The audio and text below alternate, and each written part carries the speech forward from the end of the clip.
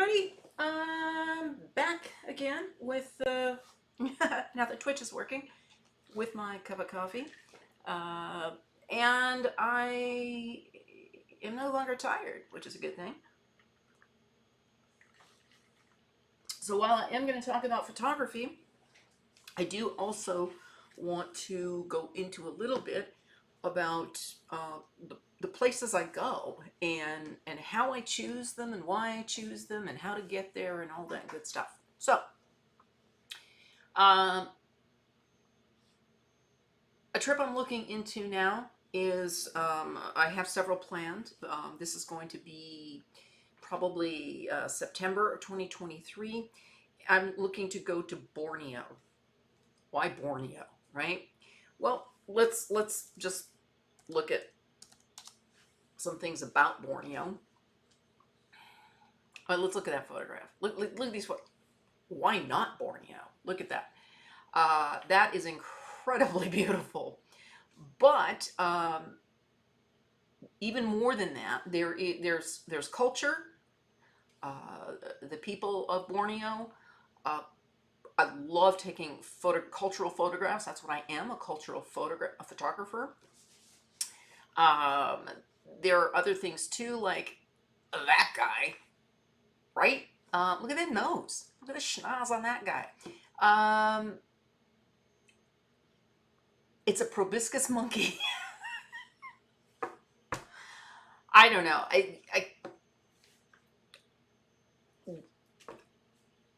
I'm almost speechless. I'm gonna laugh at him.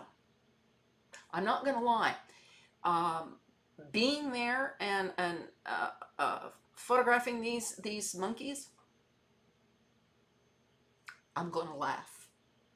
Look at here's another one. Doesn't he look like he's laughing? Come on, that's insane. Look at him. Look at that face. Look at those faces. I'm sorry. You're gonna have to forgive me. Yeah. So, Borneo is also known for orangutans, and yeah, that's why most people go. Of course, I want to go to photograph orangutans, but also this guy, right? Sorry. You know, ever since I first saw that photograph as a kid in a National Geographic magazine, I have wanted to see that monkey. And of course, as I got older, I forgot where that monkey was, what it was called. I just remember it's the big nose monkey. And I'm looking up Borneo because I want to photograph orangutans. And there it is. I'm sure that's the missing link. I have some relatives that look very similar to that. Anyway, that's another story. So let's look at the map of Borneo. Where is Borneo? There's Borneo right there. So Borneo is Malaysia and Indonesia, kind of that area. You've got Malaysia right here, Brunei, the Kingdom of Brunei, Sulawesi, Indonesia down here, and then you've got the country of Borneo. It's separated into 5 sections: West Kalimantan, Central Kalimantan, South Kalimantan, East Kalimantan, and North Kalimantan. They like the name Kalimantan. So, yeah, it's kind of easy. It sure does make it easier, right? Those are the provinces or states located on the island of Borneo. It's the only island in the world that is shared by 3 different countries. That's Malaysia, Brunei, and Borneo. So you go through Malaysia most of the time when flying there, but not all of it. So Borneo is part of Indonesia. It's right here, it tells you right here, the Indonesian provinces of North Kalimantan, Central, etc., etc., etc. This is part of Indonesia. There's more to Indonesia, of course. Indonesia's, fairly large. You've got Bali, you've got other areas of Indonesia to visit, but Borneo is where my big nose monkey, proboscis monkey. Sorry, I really can't stop laughing about that. And I'm only drinking coffee, I promise. And the orangutans. So an incredible rainforest. Always hot, always humid, but sometimes you have to suffer for your art, right? I'm not big on hot and humid, and yet I seem to be going to these hot and humid places all the time.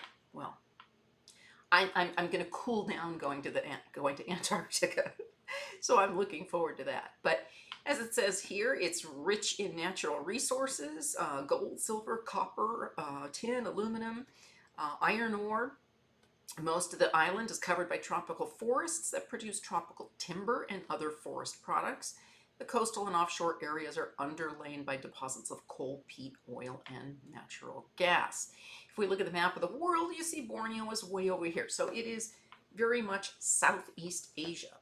And in fact, it's almost the furthest Southeast Asia. Indonesia itself is the furthest in Southeast Asia. There's Australia. This right here is also part of Indonesia. So let's go on Google Earth.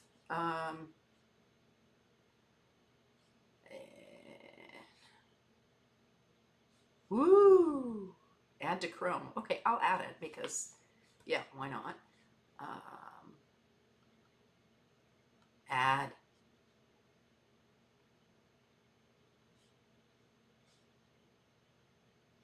Oh, that's because it's in incognito. Okay, hold on.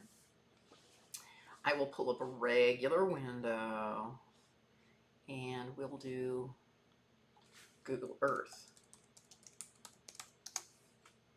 Google Earth. There we go. What did we do before Google Earth, right? So this is really cool. We'll look in Google Earth and let's look at, I know there's a search button, there it is, Borneo. Let's zoom on in. Woof. Instant flying to Borneo. I'm going to zoom out a little bit because we have, this is Malaysia here. This is part of Malaysia here. All of this area that I'm pointing to. And this is the country. It's a very small Principality of Brunei. You've also got all of this as part of Malaysia. Sorry, this is part of Indonesia. Here's Bali, Denpasar, which I have been to before. There are lots of islands. You can see it's made up of lots and lots of islands. Papua New Guinea and Papua New Guinea, and then there's regular New Guinea.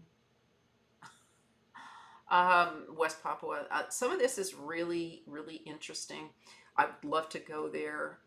Have not been there yet. I had a friend that went there a long time ago and was fascinated by it. So someday I'll go there.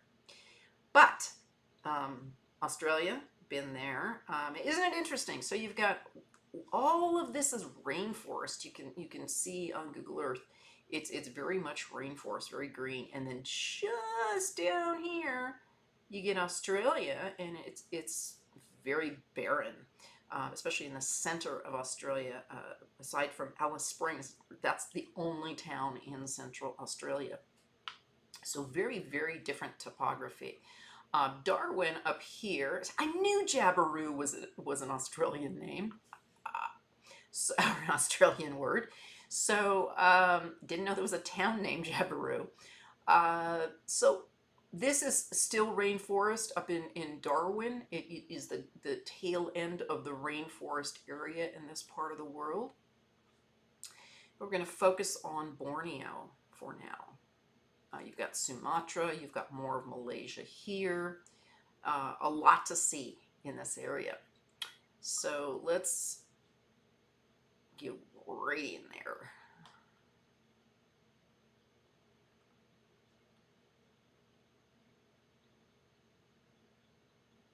And super interesting. The whole thing is rainforest. I mean, there's a lot of, as we saw in the other photograph, lots of beautiful beaches. Uh, and I can go back there. I just love that globe spinning. Okay, so let's look a little bit more into Borneo. Um, these are the Bajau people, the sea nomads, which is very, very cool. Orangutans, which, yeah, absolutely. And I'm gonna look at a couple of different ones. So there's Borneo tour specialists. A place like, most of the times I do travel alone, but when I go for the more exotic wildlife, I tend to travel with specific companies, ones that are adventure companies. I'm not going to lay on the beach or anything like that. I'm actually going because I want to see it and experience the wildlife. So there are several companies. I really like Natural Habitat because it's part of the World Wildlife Fund. That's who I tend to go through. But let's look at some others. You know, and I mean, you can fly there and do it on your own, but the idea is to get close to the wildlife. And unless you go with some of these companies that you can do that with, you're really not going to get to see and spend a lot of time with wildlife. So Borneo wildlife, let's see what the itinerary is. Excuse me. Sorry. Okay, 8 nights.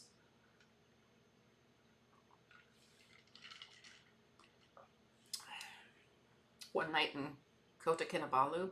That terrorizes me. This photograph right here of walking on that bridge. That I'm absolutely terrified. I'm not big on heights.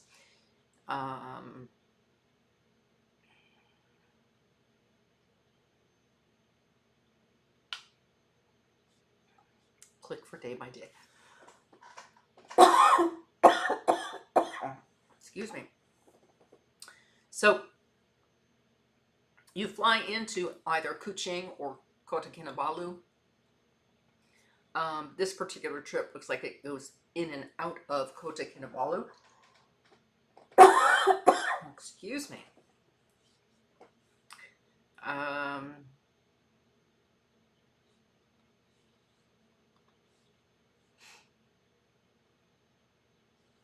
I mean, the resort looks great.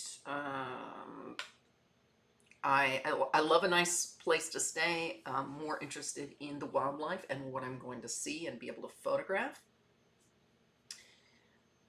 Let's see. I'm not a big snorkeler.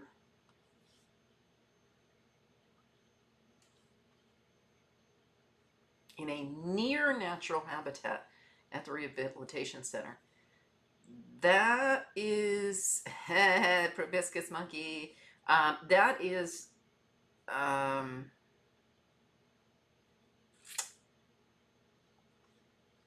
yeah, I don't want to see them just in a what was it, a rescue center or a rehabilitation center. I It's fine, and I've been to rescue centers and rehabilitation centers in different places in the world, and I have sponsored some just because what they do is, I think, a marvelous thing. In Cambodia, I went to one called Free the Bears and spent the entire day there. I was the only outsider there that day. And it was just before the pandemic, my last trip before the pandemic, and actually was able to, feed the bears.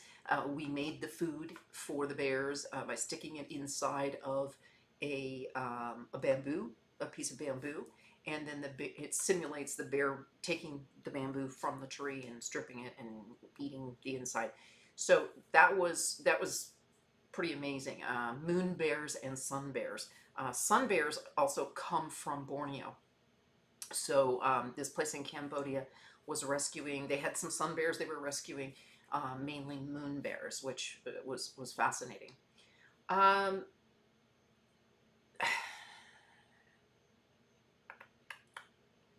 okay, the Menangle River primates, including wild orangutan. Okay, okay. And then the Danum Valley. Swift nests. Bats.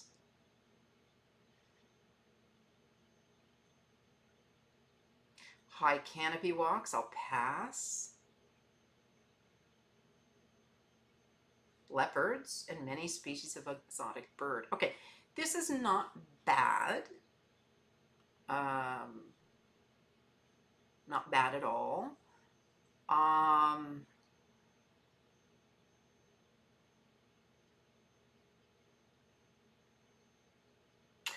This is a great question here. Is Borneo a country or an island?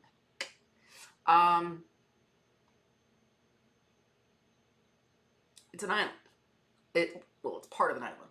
It's 1/3 of an island. Well, it comprises about 75% of the island, but it is actually part of Indonesia. So this says it is an island in the extreme southwestern of the Pacific Ocean. It's the 3rd largest island in the world, absolutely, surpassed in size by only Greenland and New Guinea. Actually, Australia is an island as well, but Borneo is divided. Borneo is an island divided into 3 countries: Brunei, Malaysia, and Indonesia. I guess the rest of it, that's not true.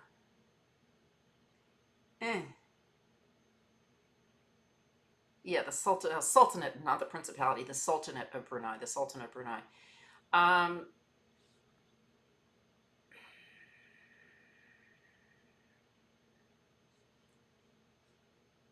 I guess the whole island is Borneo. Interesting.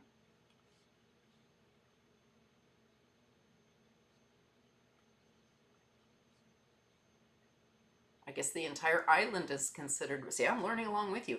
I guess the whole island is considered Borneo. And this part is Indonesia. This part is Malaysian, which I knew. And of course, the Sultanate of Brunei. Interesting. So where is Kuching?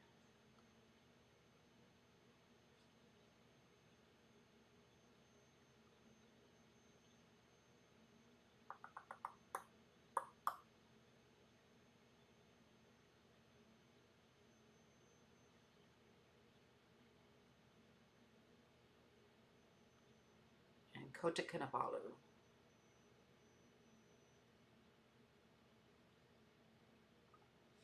And let me just put that in here.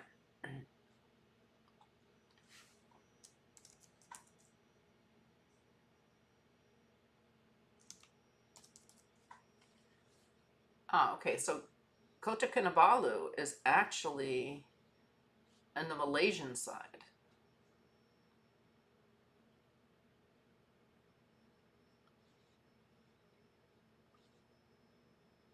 Of Borneo.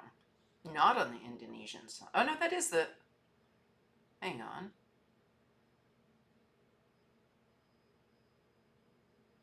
It is in Malaysia. Okay, so where's Kuching? Interesting. So the Indonesian side is the biggest side, but it seems that more people go to the Malaysian side of Borneo. Interesting. Okay, and let's look up Kuching, which is also in Malaysia. Yeah, it's in Sarawak. Down here.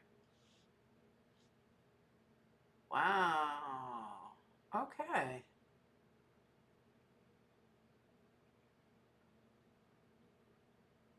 So it looks like most trips to Borneo go to the Malaysian side and not the Indonesian side of Borneo. They go either to Kota Kinabalu and Kuching or just Kota Kinabalu. Interesting, interesting. All right, I'm listening.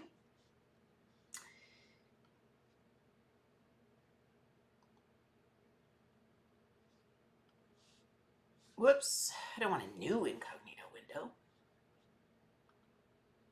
There we go. All right, so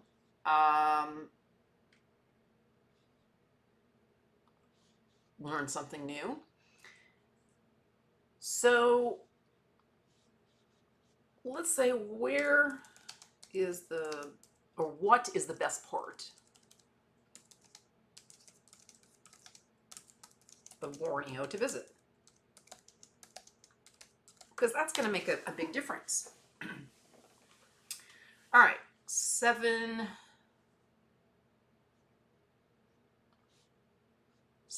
best places to visit in Borneo. All right.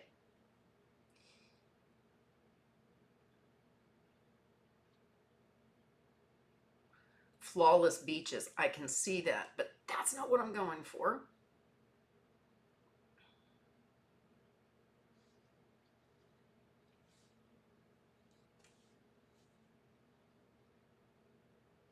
Cameron Highlands, Dunham Valley. See, that's the one that scares me. That right there. That.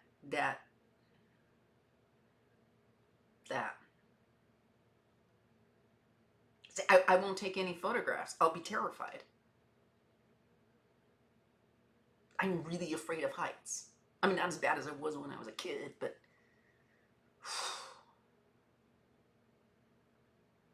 yeah, scary. Sumatran rhinos, very cool. The proboscis monkey, big nose. The pygmy elephant. Yes, the pygmy elephant, which is really cool.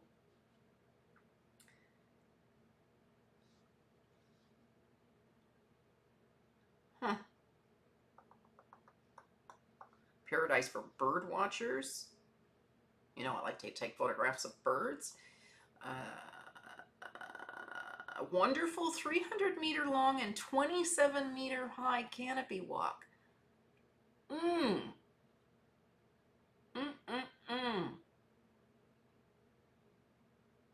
Mm-mm.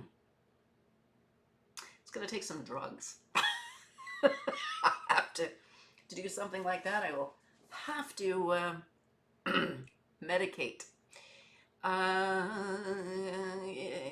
That's pretty. Kota Kinabalu. That's a pretty place. Formerly known as Jesselton when it was owned by the British, or I should say colonized by the British.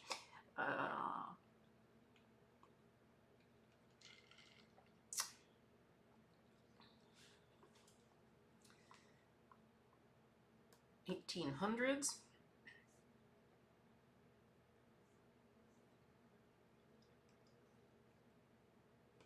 And it is the state capital. Okay. And Kuching. That's another city that's very cool. The largest city in Borneo. Okay.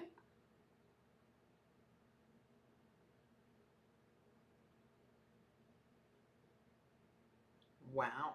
Really interesting. Yeah, Borneo was a hotspot during World War II. A lot of it was destroyed. Lunkian Island. Diving, that wouldn't be me. Lulu National Park, caves. Caves are interesting. Not a huge spelunker, because I also have claustrophobia. Great. Pankor Island, that looks cool. Penang, I've heard of Penang. That's the Malaysian state of Penang.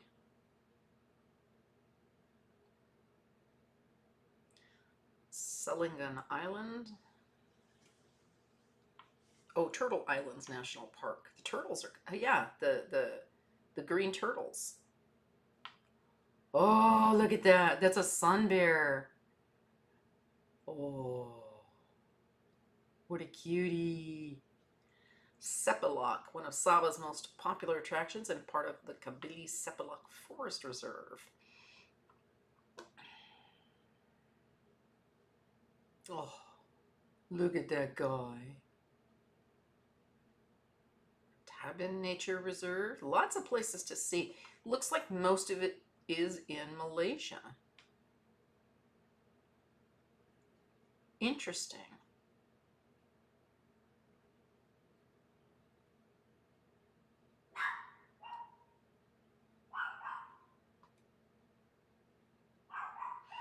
All right, here's some other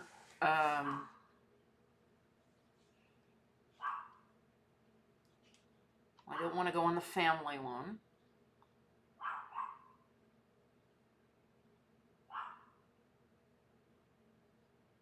Let's look at this one. Classic Borneo. Oh, that's a bird I need to photograph. Begins in Kota Kinabalu. Okay, yeah. Night safaris, education discussions, trek through the rainforest. There's that canopy walk. Explore the river by boat. Pygmy elephants, proboscis monkeys. A local village of the Orang Sungai people. Love that. Visit ancient burial sites and cool down in beautiful jungle waterfalls.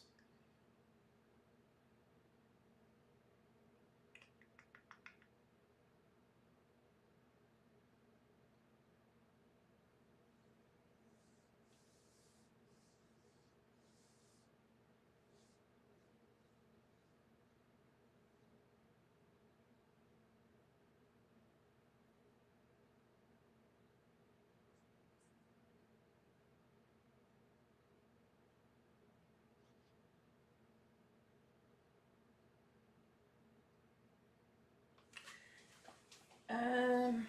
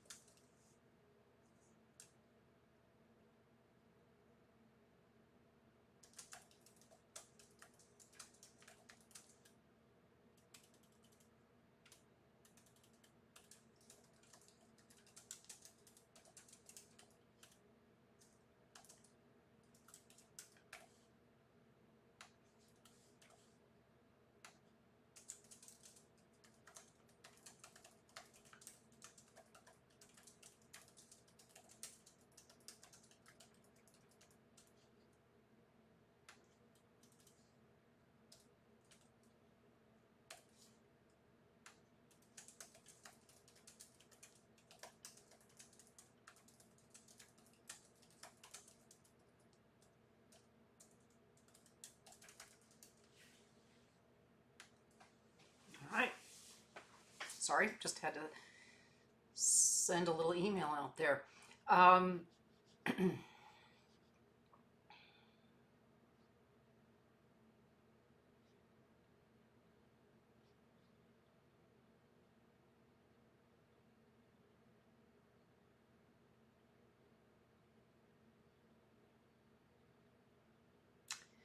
Yeah, there's really quite a few things to choose from. This is really hard because I normally go with natural habitat. And let me pull up NatHab. While I really, really love NatHab, and I've been on several of their trips, I've just started going back to Borneo.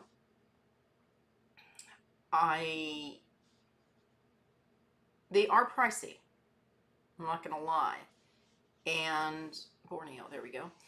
This is the other one I was looking at, and it is fairly pricey. Um, I mean, they're outstanding. They go above and beyond. But actually, let me go back there. I What just happened? There we go. Borneo. Okay. So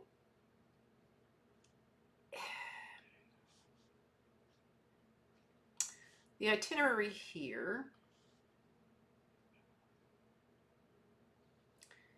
you go into Kuching and out of Kota Kinabalu, but you go to Turtle Island, Danum Valley, which is great.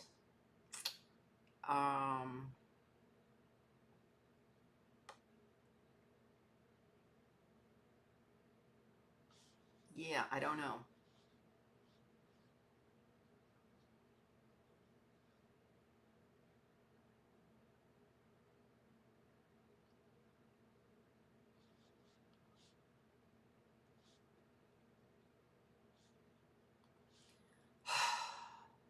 Way too much to choose from. This is. I mean, the turtle chalets. It's a bit. It's a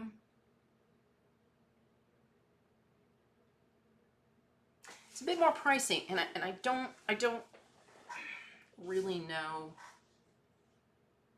the value. NatHab is a wonderful company. I really love NatHab. I do. I don't do tours usually, but NatHab is a wildlife adventure company and associated with the World Wildlife Fund. But I mean, there's this Wild Frontiers also, which looks pretty good. Um,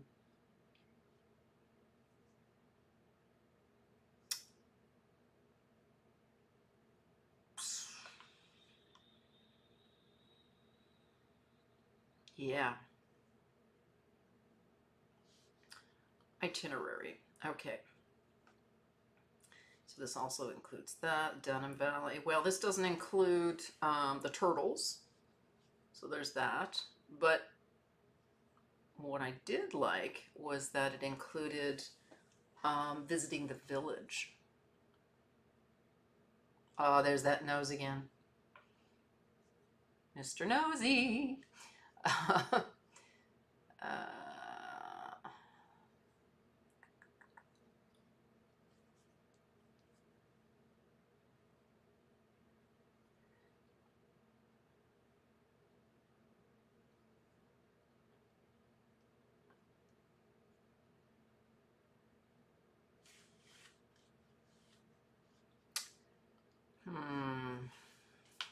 this goes to the rehabilitation center.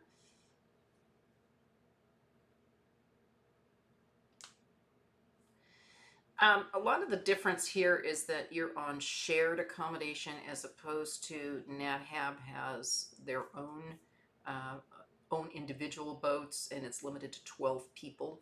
So I think that is um, a lot of the issue here, a lot of the difference.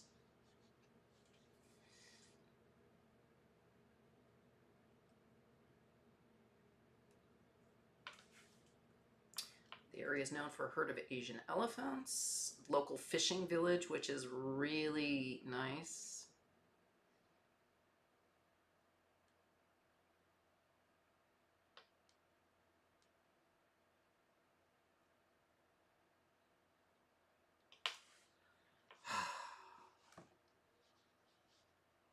This is a toughie. Oh, yeah, that bridge. Mm. Uh,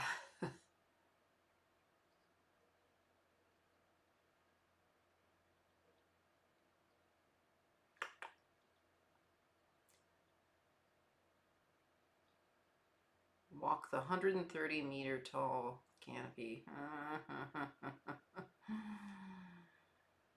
All right.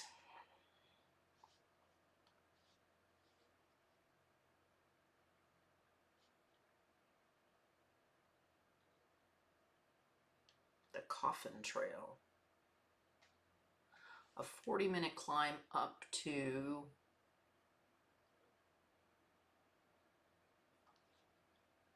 a 40-minute climb up to a stunning lookout point. Returning to the hotel for lunch. This afternoon, then sees you heading up on this thing. There's local wildlife. Day's end involves one more foray out from the lodge. More Denham Valley. Ooh, there's that bird. Following an early morning walk and breakfast, you then head out with a local guide to trek up to the Fairy Falls and the Serpent Falls. After breakfast, drive overland to Lahad Dadu for your flight to Kota Kinabalu.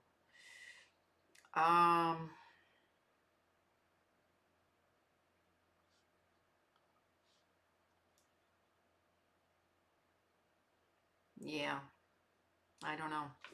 I don't know. So lots of options. But the main thing is, oh yeah, I'm gonna watch this Judi Dench film. Lots of options. I don't think I like that one. Let's look at fun facts about Borneo.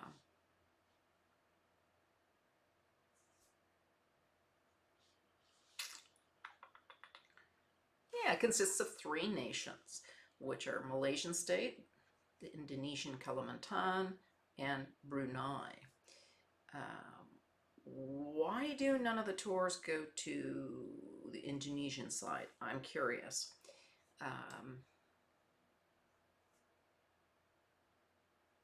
Borneo is massive. Borneo is home to countless flora and fauna species, numerous ethnic tribes, which I really, really enjoy seeing the ethnic tribes. Smallest mammals, the pygmy elephant, and the Bornean sun bear. The sun bear is so cool. Smallest elephant and smallest bear species. Yeah, the sun bear is very small. It's really cute. Kind of want to take one home. It's a pet. No, don't do that. The primate with the longest nose. Yeah, no kidding. Found only in Borneo. Wow. The alpha male has the biggest nose.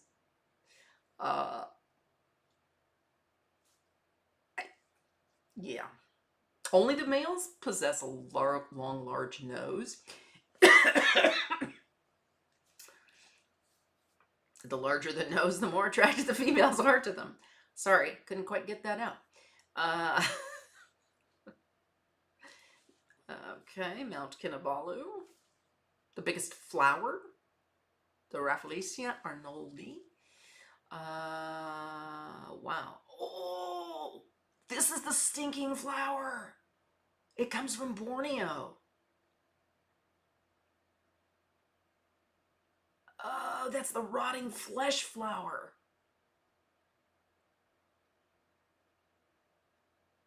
The corpse flower, yeah. It's the official state flower of Malaysia's state of Sabah. Oh, that's where that comes from. Holy crap.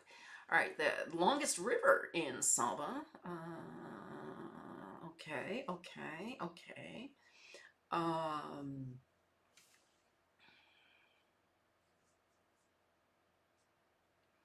The biggest cave. Okay. World's tallest tropical tree. Only discovered in 2019. Cool. The oldest rainforest, 140 million years old. Wow, compared to the Amazon, which is only 55 million years old. Wow, that's crazy. That is crazy. I had no idea.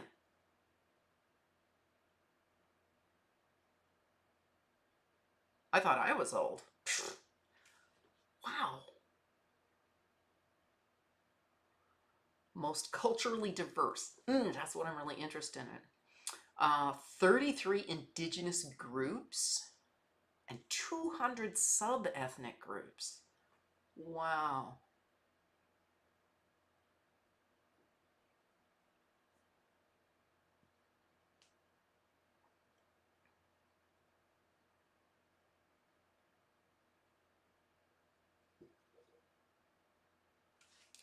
So it seems to really talk more about Malaysian um, Borneo. So, oh, not what I wanted.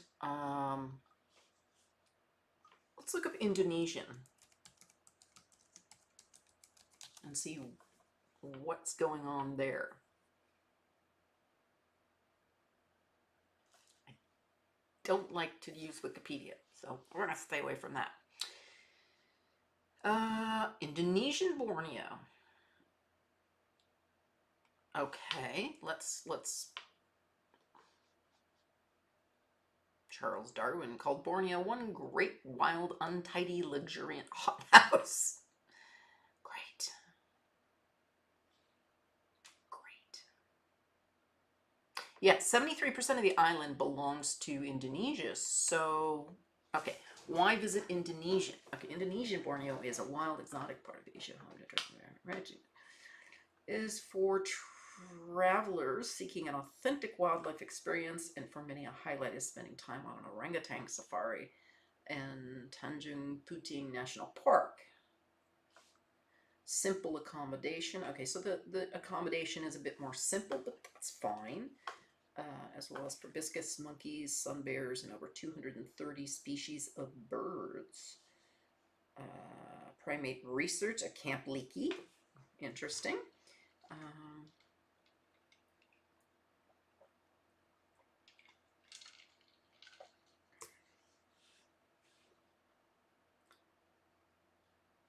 Steps Travel is a small group tour to this area of Indonesian Borneo in cooperation with the Orangutan Foundation.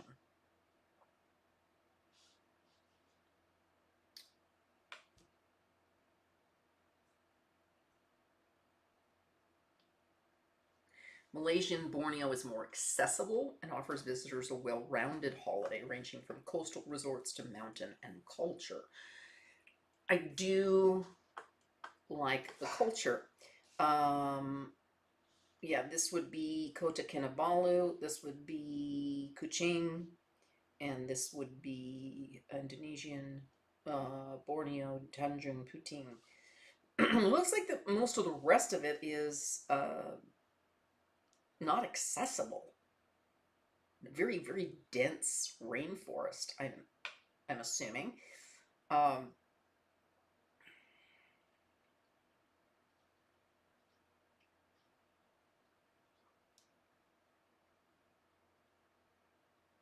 Best of Malaysian Borneo. I would really like to do both. So that's a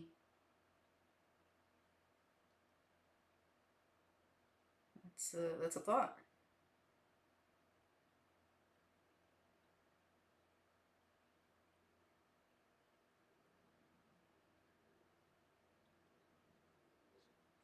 This is based in the UK.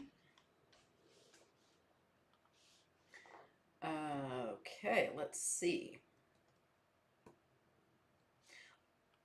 Let's go to the World Wildlife Fund, one of my favorite organizations and one I do donate to. Borneo and Sumatra.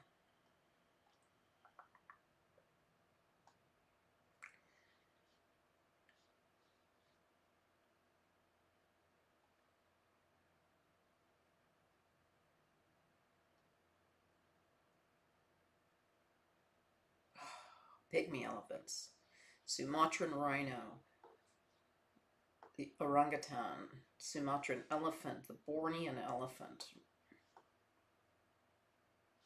Just, oh, there's a Sumatran orangutan and a Bornean orangutan. They look a little bit different.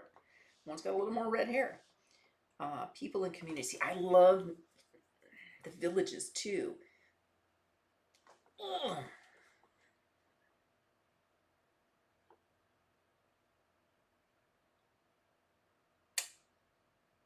Yeah, logging. Logging is a big threat everywhere. Palm oil plantations. Don't use palm oil. It's just horrible, horrible. Um, yeah, deforestation, illegal wildlife trade.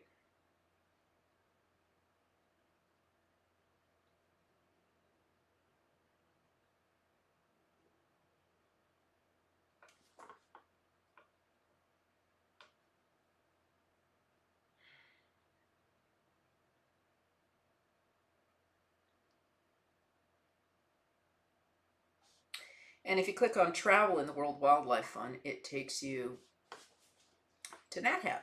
So, natural habitat is the travel arm of the World Wildlife Fund, which is really why I love going with them, because a good portion of the money goes to, um, goes to the World Wildlife Fund. Uh,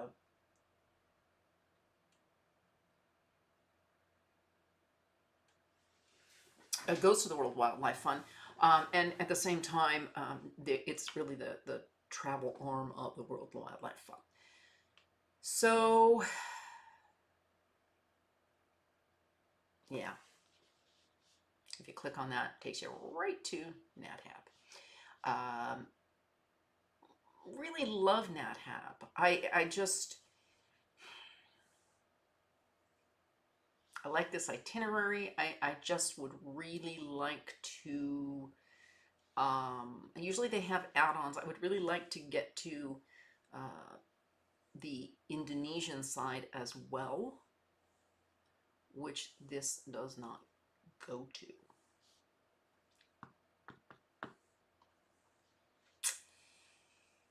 Bummer, bummer, bummer.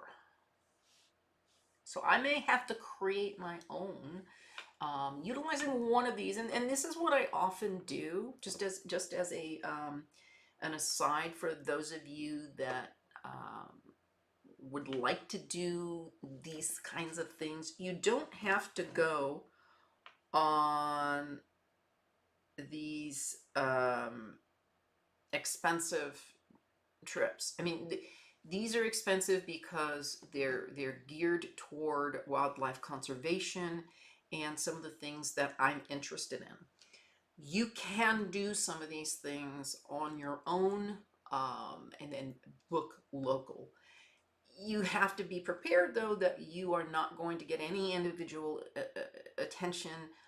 If there's something that you particularly want to see, you may not get to do it. But you can combine them both, and this is what I typically do. So, for example, in May, I will be going to the Amazon, back to the Amazon, but a different part of the Amazon, the Peruvian Amazon. Um, I am going with Natural Habitat to the Peruvian Amazon, and actually I can show you the trip. Whoop, I put South America. That's not what I wanted. I mean Central America. I wanted South America. The Great Amazon. So going on this Delphine 2, which is a very typical Amazonian boat, reminded me of the Amazon Queen, old movie. And it's 9 days, so it's not a hugely long trip, but already going to be there, going in and out of Lima, I decided to extend it on my own, and extending it on my own was not that bad. What I've done is I've from Lima, after the cruise, flying to Cusco, um, then going to Machu Picchu, and then from Machu Picchu back to Cusco, and then taking the train from Cusco to Puna, which is an incredible train, and actually I can show that to you. Peru Rail.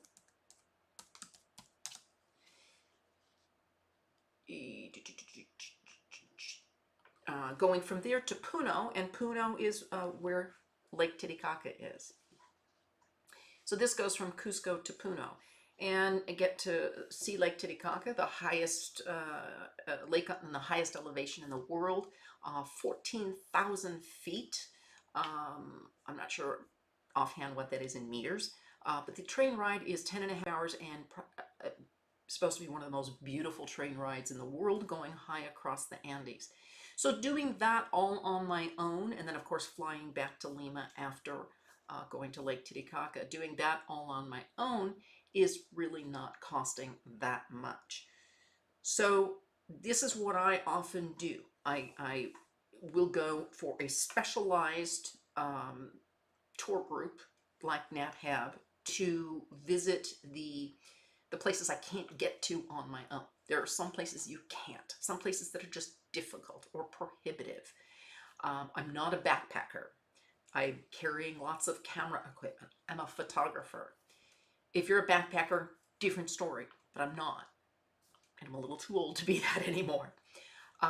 So using a company like NatHab or another, wildlife-centered company and cultural-centered company enables me to get to the areas that are difficult to get to, while at the same time I'm there and I can extend myself. I don't need anyone else to extend for me and do things on my own.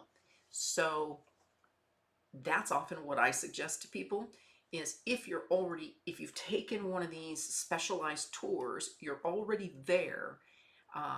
You're there for photography. You don't want to just leave it at that. You want more. So add on. A country like Peru, relatively easy to do, and there's a lot to see. I mean, you've got Machu Picchu, you've got Lake Titicaca. These are things that that one shouldn't miss. Crossing the Andes on a train. I mean, this is incredible. Destinations. Let's see. Oh, I've already gone to the right one. A 3-course gourmet lunch. Look at this train. It's got a bar car. Isn't that important? It's incredible. You can also take the very, very luxurious, very, very expensive overnight train called the Hiram Bingham. But I don't need to just spend $4,000 to sleep on a train. I want to see the countryside, so I am going to spend an extra day enjoying this train and the beautiful countryside. And it's got an open air observation car where you can get unobstructed views and take photographs without windows there. There's also some entertainment on. So an absolutely incredible opportunity, and it is rated as one of the most beautiful rail trips in the world. Relatively inexpensive. You can book it yourself. I think it's around $400. It may be less, and just kind of incredible. Actually, let's go on and see what the price is. Going from, we want to go to Puno, Cusco, Puno. Peru Rail Titicaca is the one. And just for giggles, it only goes a few times a week. Just for giggles, let's say that date. Oh, I was wrong. It's not $400. I think that's round trip. If you go one way, which is, I wouldn't go round trip on the train. You can get a relatively inexpensive flight. So take the train one way and then fly back to Lima by buying a ticket on LATAM, $275 US. So an incredible experience. Yeah, You can't beat it. So there's that.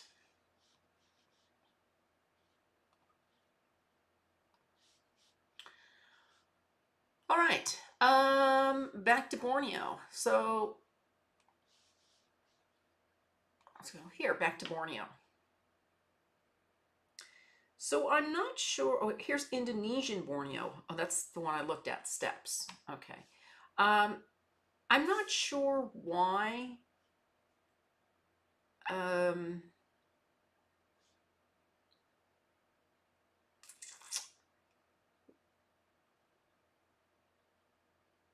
why Borneo is. It seems very hard to get onto the Indonesian side.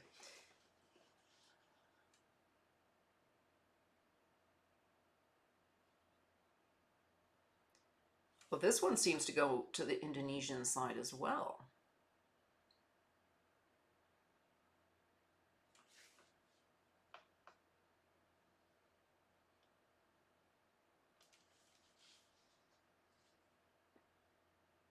Although I do not want to relax on beaches.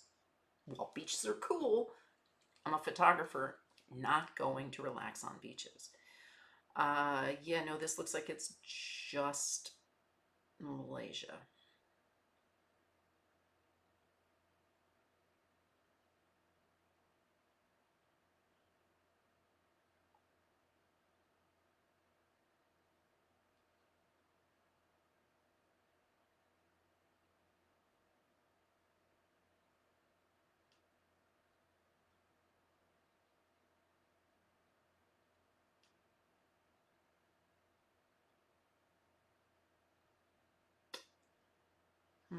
What is Manuk Island? So much to choose from.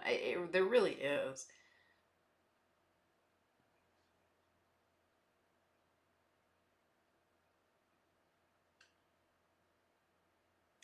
Yeah, this is a couple nights on. That was a couple of nights on a beach, and I'm not going that far to lay on the beach. Now, when I went to Bali, I did spend some time on the beach, but I am there for photography.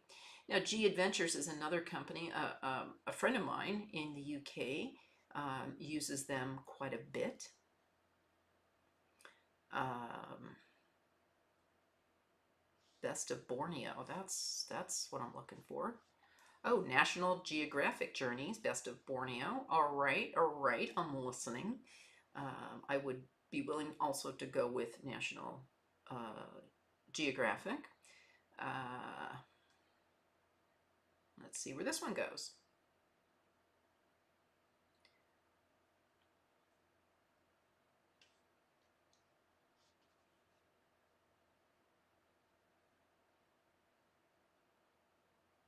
Small group.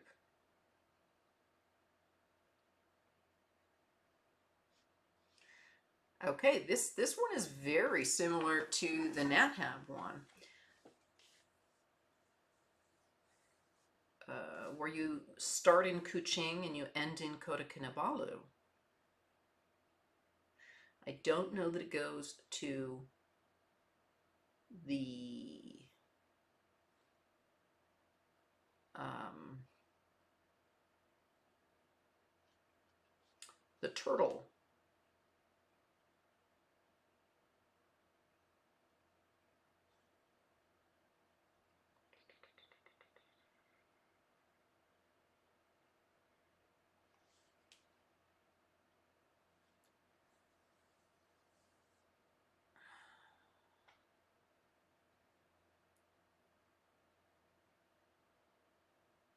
Wow. Okay. Oh, this one goes to the tribal village.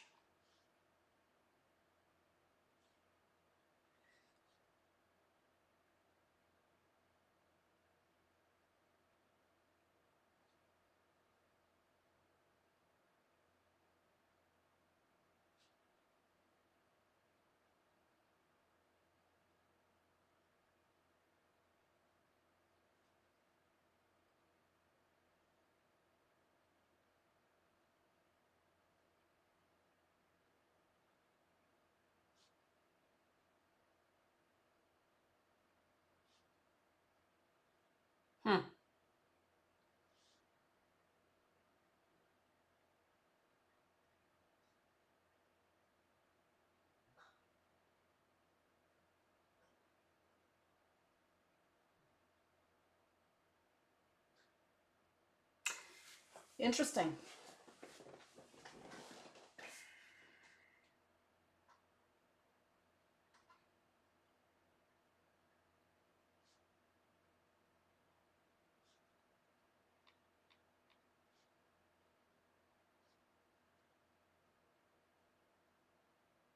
Interesting, interesting, interesting.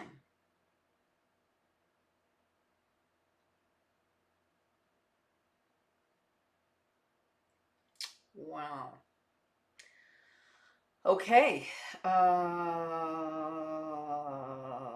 got a lot of thinking to do.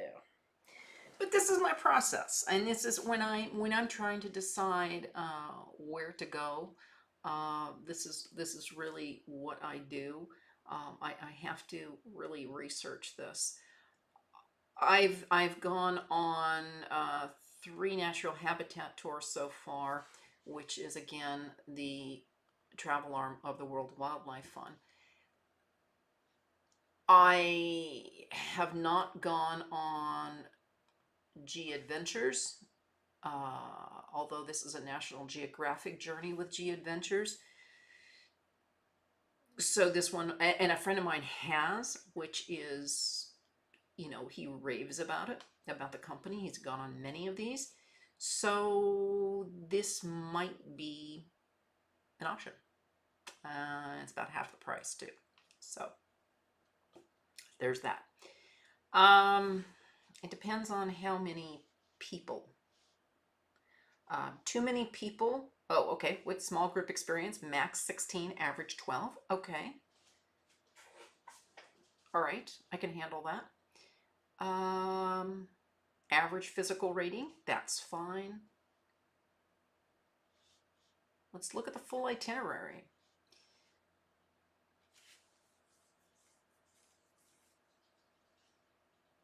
Okay. I really like this going to the tribal village. I think this one is giving me a little bit more. And another tribal village.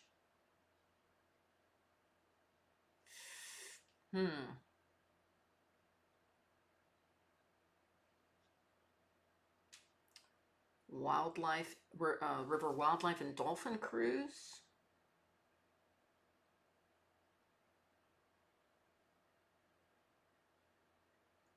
Irrawaddy dolphins. Okay.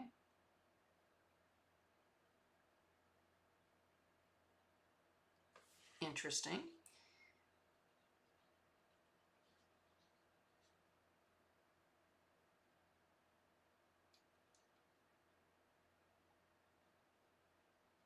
All right, a nature walk.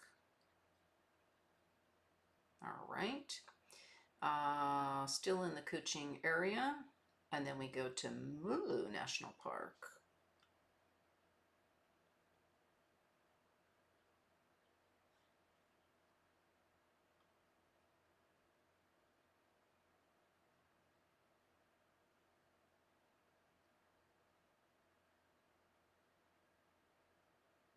Wow, there's a lot of that cave that has not been even found, which is wild.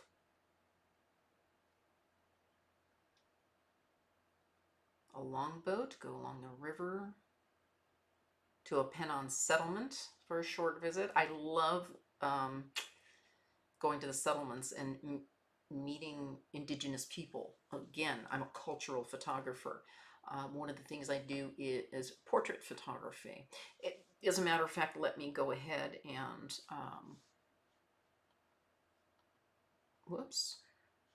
let me go ahead and pull up my website, and you can see some of the indigenous people photography I've done. It's along with wildlife. That's why I call myself a cultural photographer, because along with wildlife, I also like to do portraits of people, indigenous people. Typically, the very young and elderly, but not exclusively. As you can see, there are some people of all ages. but indigenous culture.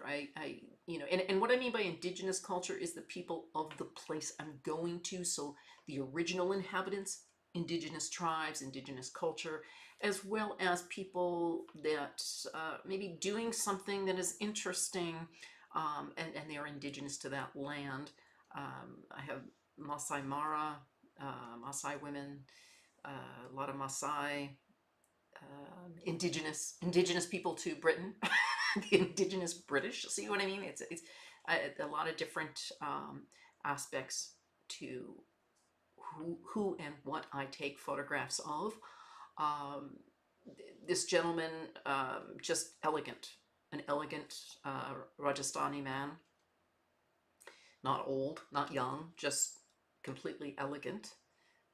And then people in Cuba. I mean, this gentleman here, not old, not young, but a beautiful smile and just full of life. People's street sellers. He's selling sweets. This lady was selling flowers. Just, just a beautiful face, and just that, with that cigar in her mouth and that, you know, sly look she was giving me. Uh, that's what I mean by cultural photography. So, and I've got, let's see, Vietnam. There's one in, these are survivors of the Khmer Rouge. So lots of different things. I like taking pictures, portraits of people, not just your typical portrait. I don't do studio photography. I do photography that is more capturing, again, I've said this before, capturing a moment in time, capturing a life moment. And people, to me, sometimes are the best life moment, along with wildlife and other things.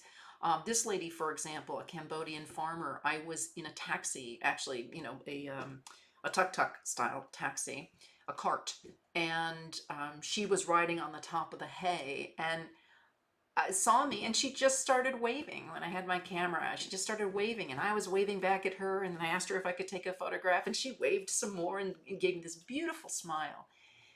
To me, that was just such a highlight. Capturing people of the world as well. We're all the same. We're just trying to live on this round ball that's, you know, heating up exponentially, and just trying to survive every day. So I like taking pictures of people as well, portraits. This little girl in Argentina, just a beautiful smile. This gentleman, he was fantastic. He was a sword master, and he started doing, you know, movements for me to capture. He just loved it. I pulled my camera up and said, "Can I, you know, take some photographs of you?" And he just became a showman. He just loved it. So he's every day out in that People's Park in Chengdu doing that very thing. It's his exercise, but you know, he's a sword master. So yeah, lots of things. This little girl, you know, just having fun in a Pellegrino box. You know, she made it into a toy. Just beautiful smile. So I like visiting indigenous culture as well, because it really, this one was in New York. I just loved this. I loved just the beautiful interaction here. This was an, you know, an older, elderly Caucasian woman, um, taking the Black Lives Matter movement seriously, and, you know, communicating with this young woman who set up this stand with buttons and ribbons and things, and it just, to me, was just a beautiful moment. Again, New York City captured in time, moment captured in time. So I like that. Bearing that in mind, yeah, this is kind of interesting that it, you know, this one goes to see some tribes, which is really cool. Oh, good. The canopy walk is optional on this. That's a good thing. Opt to discover the majestic landscape from the world's longest canopy. Okay, then it goes to Kota Kinabalu. So that's in the Kuching area. Then it goes to, go to Guning. How is it getting there? Oh, flying to Guning. Okay, flying to Guning. And in Guning is the settlement.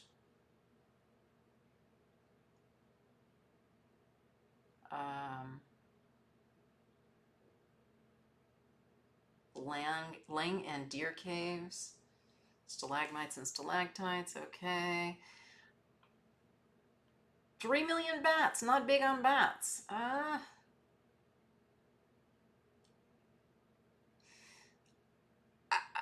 Okay.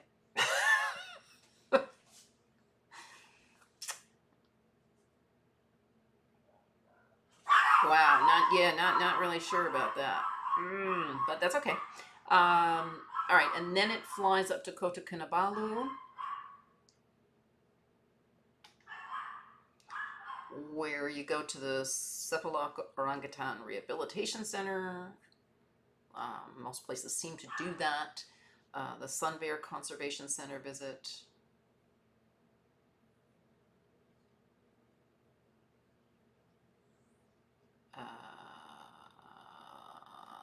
Then an evening cruise, wildlife spotting, jungle night walk.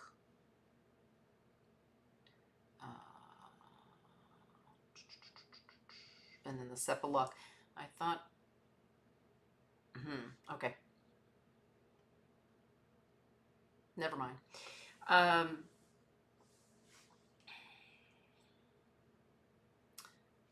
Okay, and then this small village offers set out on foot in the jungle with local guides and naturalists, then cruise the rich waterways of the river, keeping your eyes out for proboscis monkeys, orangutans, as well as the rare pygmy elephant.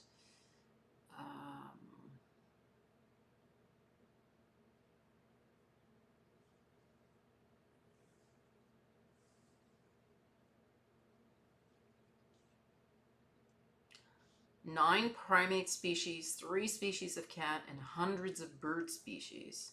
I like that. Take a hike to a mud volcano.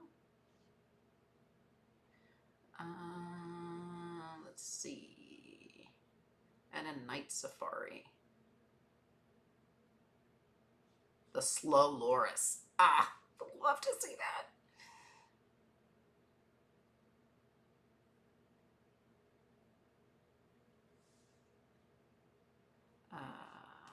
Hiking to the mud trail.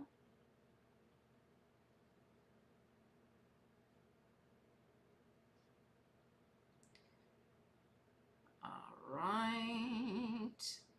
Day 10 is more at the reserve. I like this. A morning bird walk. I love these. A relatively low canopy. Nice. Waterfall visit. Sure. Take a dip in the natural pool. I'll pass. Maybe not. And enjoy a refreshing shower under the waterfall. Oh, that sounds actually nice and cooling. Or just relax. Dusk wildlife drive and jungle night walk. Optional day 10. Rainforest foot soak. Interesting.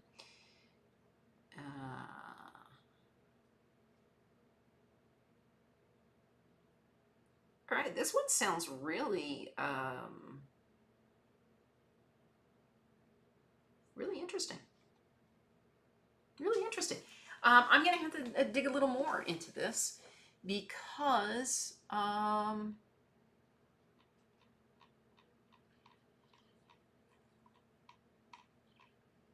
also might be able to convince a friend to go with me. This one looks really good, and I like the idea that it also encompasses culture, not just wildlife. While I I'm a big wildlife photographer. I am also, like I said, a cultural photographer, so that is important to me as well. All right. All right, I'm going to go on to Lightroom.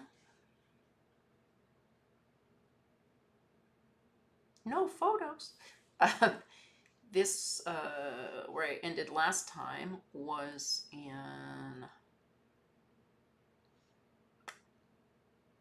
I think those were scanned negatives. Let's go to Bali.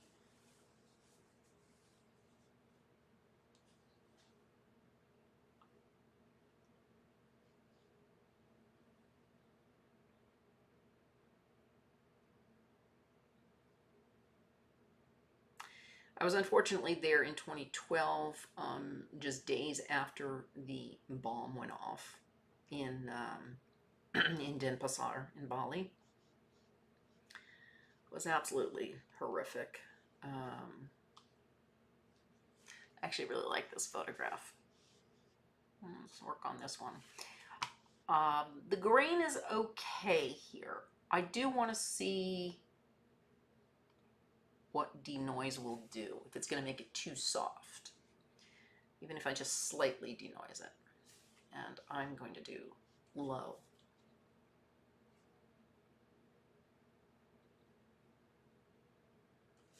Well, that didn't do much. Let's try medium.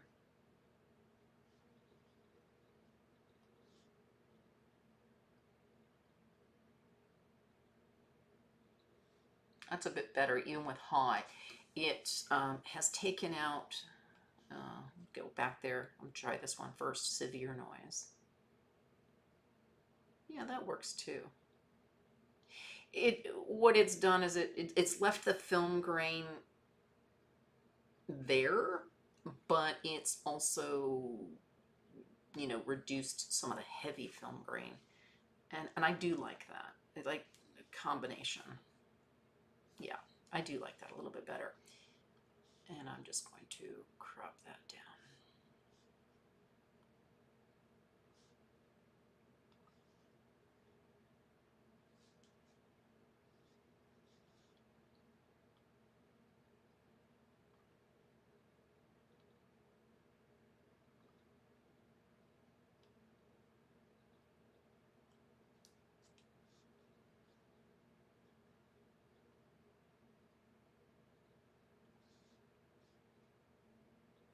Now, I think I want to bring this actually into Luminar Neo.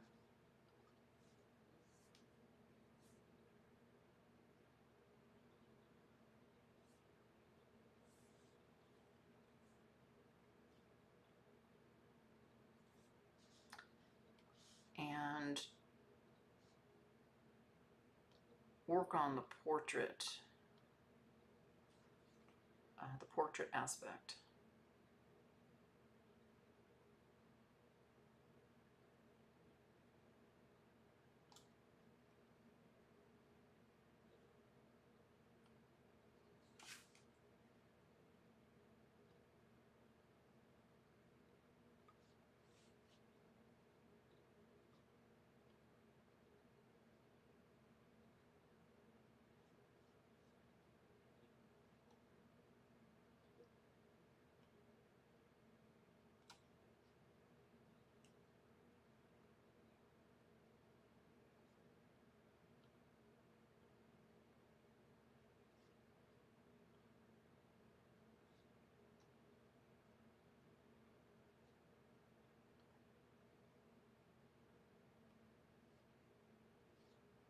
Definitely don't like that. Okay, so that did a couple of things there. Nothing too heavy. We already have good bokeh, so we don't really need to worry about that.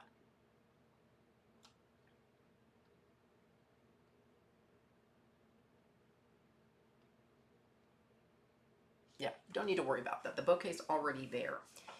Now, I am going to denoise a little bit in here. Actually, I want to go back to the eye. I'll take that down a little bit.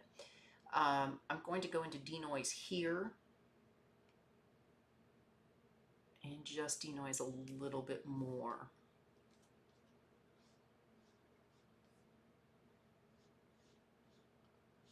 Okay.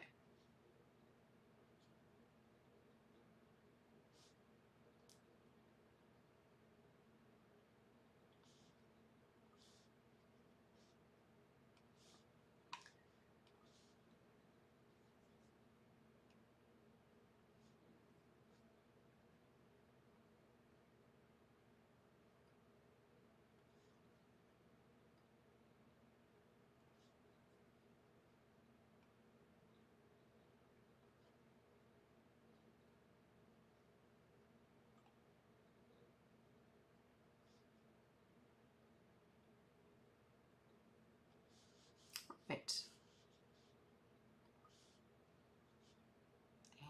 And star that one. Go and export this into people. Oh, I've already got that. And we have a Balinese boy.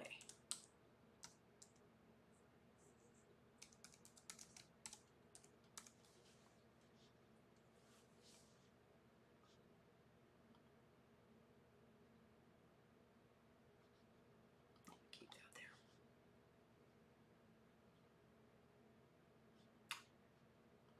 Use unique name.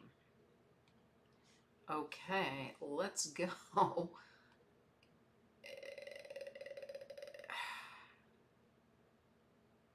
Interesting. People. Ah, I named this one Balinese boy. Okay. And I actually want to go back and look at that again in here. Let me see. Oh, I don't have all of these on attribute. That's a bummer. Okay. Usually I'm really good about keeping the attribute on that. Now the Balinese boy should be in here somewhere.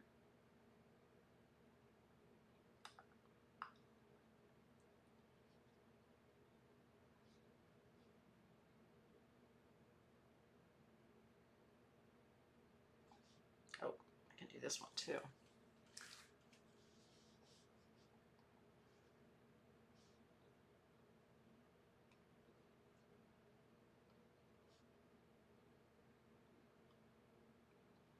Sharpen works great on feathers.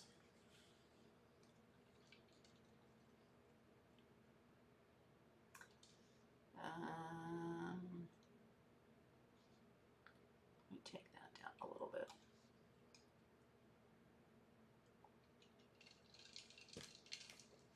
That's a little better. But I also need to take out some of the noise.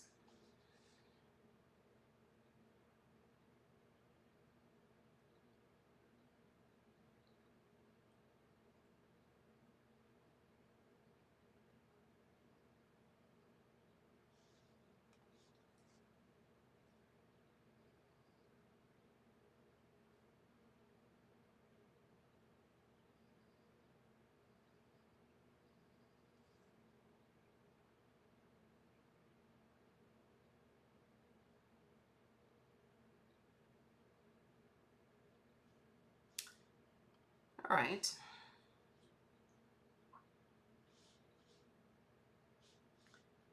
This is the way I had it. Let's see if we see much difference here. Whoops.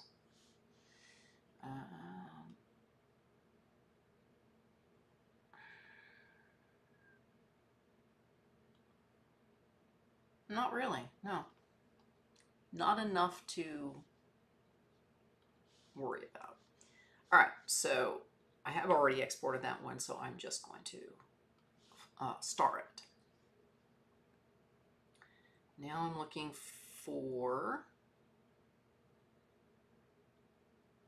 the boy, the young boy.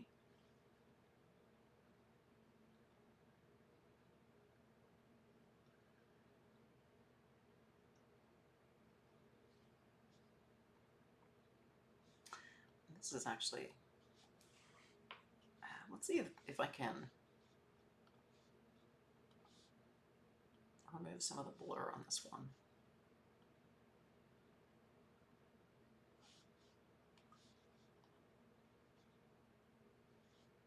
Again, it was film, so I'm gonna have to denoise and see if it, looking at something digitally that was shot in film, it's different than what it looked like in print.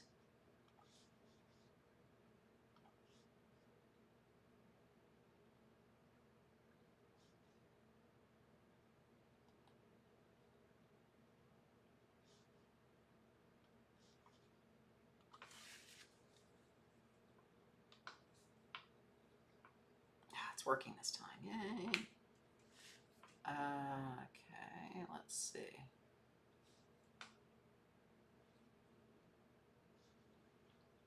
I'm not seeing, sometimes low light works better.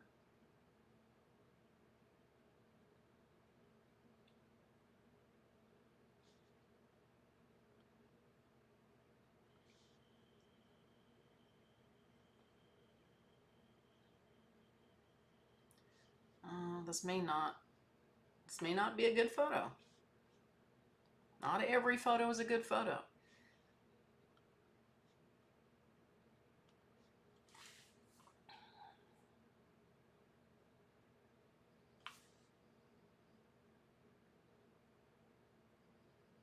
No, it's not.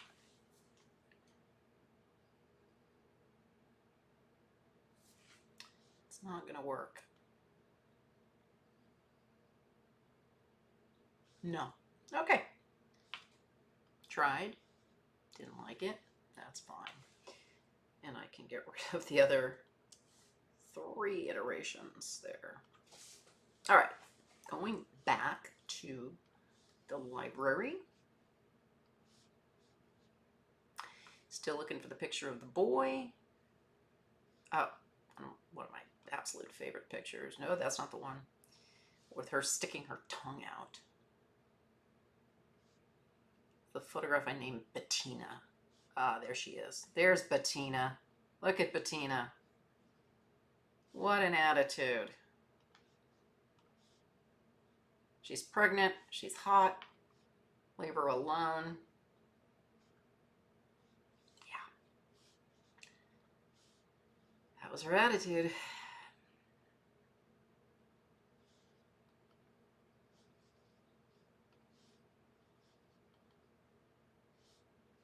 This is actually a nice one as well.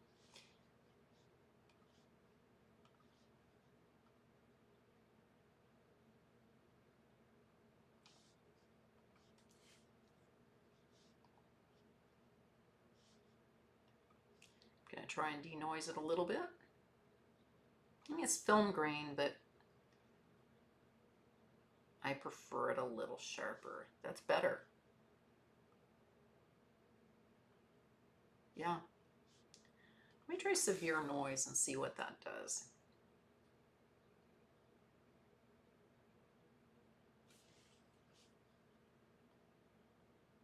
Not much. Let me try that one.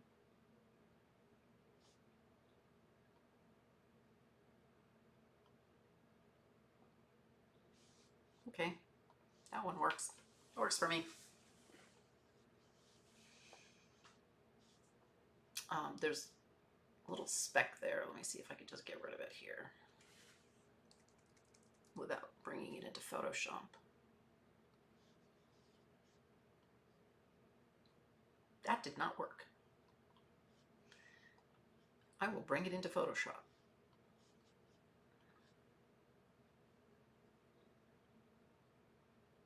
Oh, Photoshop must have updated. There's a new photograph there.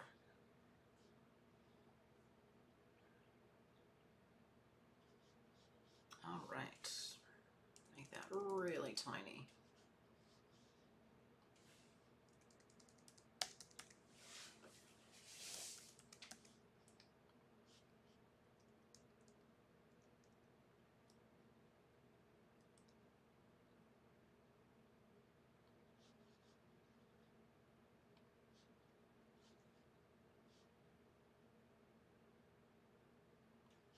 There we go. Better. Such a minor adjustment, but it was just something on the eye of the monkey that was bothering me, so I had to get rid of it.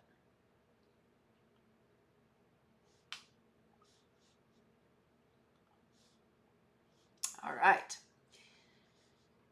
Now, I just want to give it a bit more depth.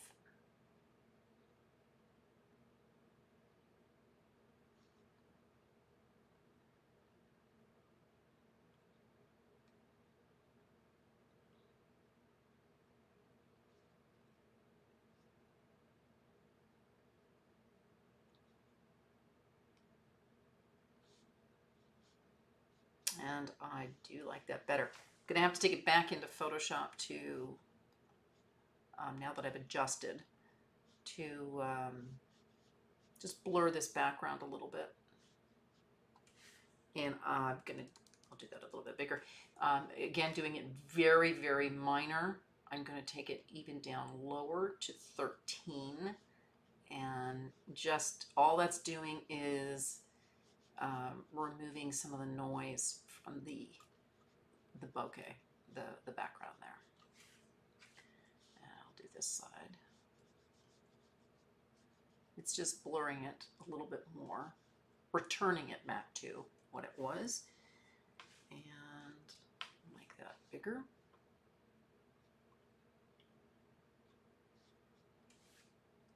And make that smaller, so that we can make sure we're getting everything.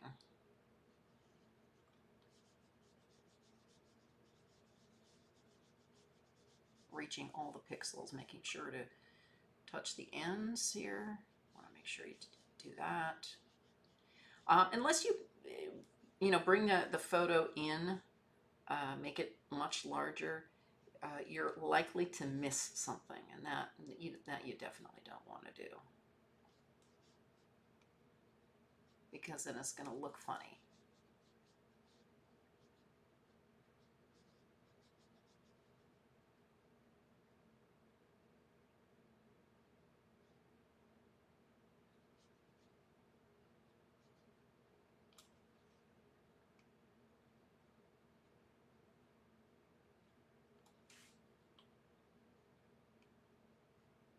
Going very carefully right on the edges of this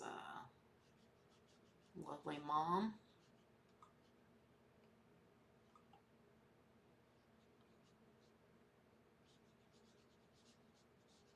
And I can make that bigger again. Making sure to get all the edges. Loving this mouse. This mouse is great with its side scroll feature and its one-click undo.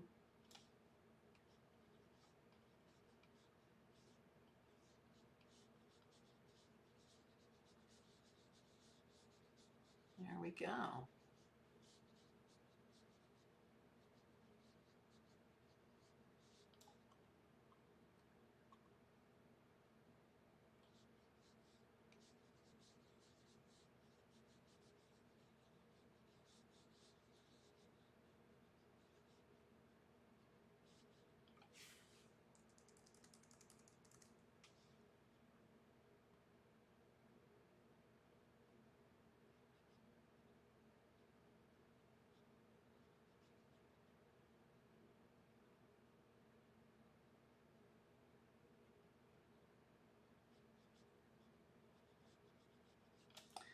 And I see a little dust spot I don't like.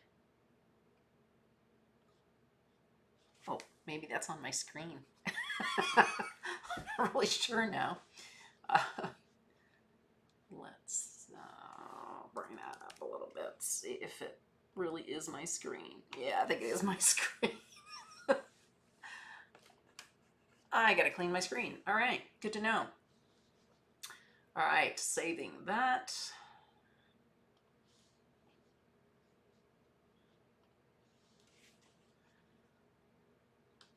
And I can take the flags off of the other photographs.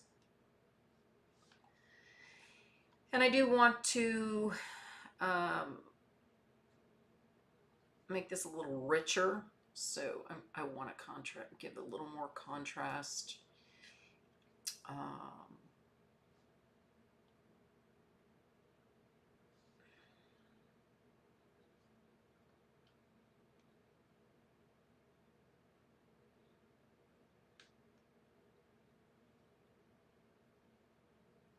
Just a little richer on the face.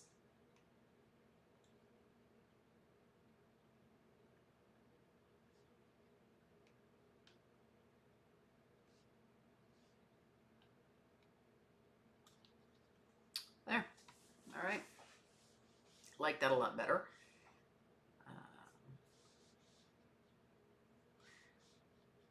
I'll just export this into wildlife.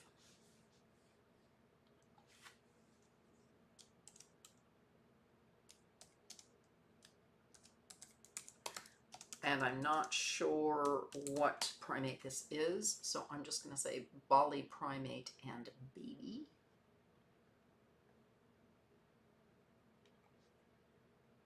Oh, don't want to put this in people. Choose a wildlife. And that'll work. Export. So, you know, going back in some of these older photos, finding things that, you know, I like and didn't, maybe didn't edit, didn't do anything to. Always fun to go back and look. Oh, what a face. Definitely need to take the noise out of this one. Love that face. Yeah, that's better. So that's the original. That's more clear. And I do like that. Just, it was a subtle difference. But I liked it. Liked what it did. Now, I do see a spot in his eye. And I don't know if it's a scratch on the lens. I mean on the negative, but I need to take it into Photoshop anyway.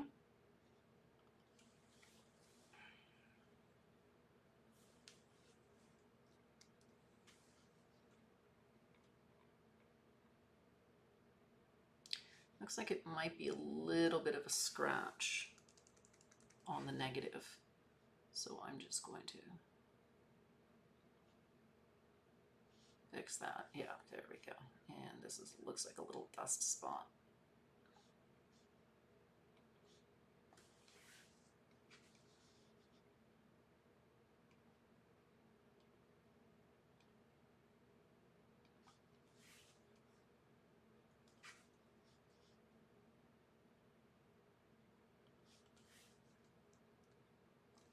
Okay.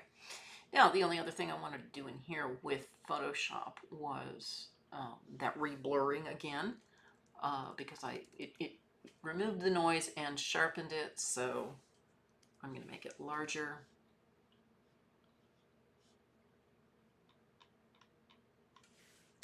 Definitely going to make that larger, and go ahead and just blur a little bit.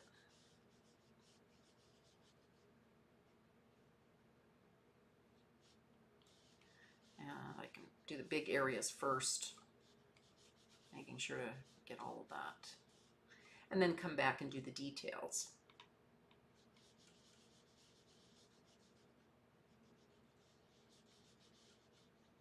And get in closer to this little guy.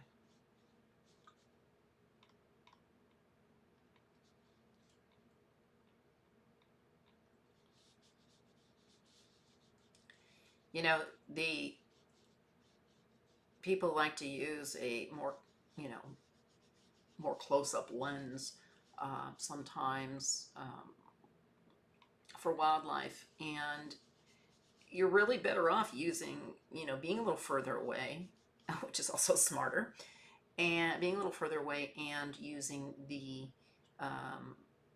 longer lens, because that way you're getting your longer focal length, you're getting your bokeh, and it makes for a nicer photograph, to be honest.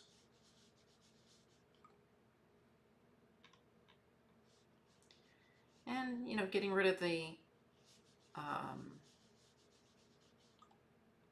the extreme grain, the noise. It's a combination of grain and noise. Uh, just because it's taking away from the photograph.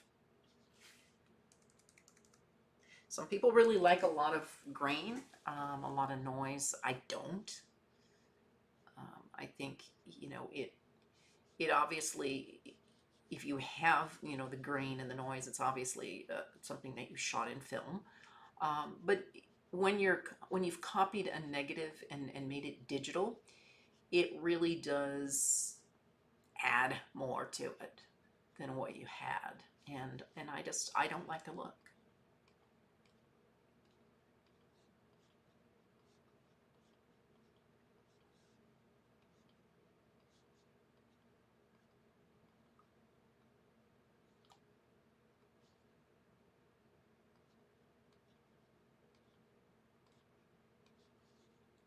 I'm just doing this to the wispy ends of his hair because that's what the focal length was doing. I do. Thanks for asking. And welcome to the chat. Thank you for joining. I do scan myself. I use and I don't have it handy, but I can look it up. It is a large scanner specifically for scanning photographs, scanning negatives, I should say. I find that if I scan it myself, I have a bit more control.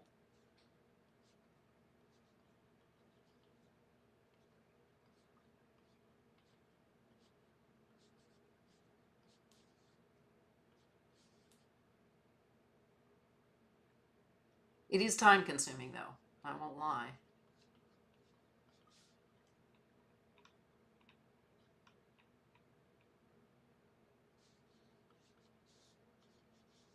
Okay, I think I've got all of that. And we'll see the difference between the two. So there is, whoa, that's too big. There is that little guy. How we have him now. This was before a lot of you know, pixelation and noise because of it being a negative originally, and then to what we have currently. Now I haven't done any color, you know, adjusting of the color or anything like that, any enhancements. That was just sharpening it up a little bit.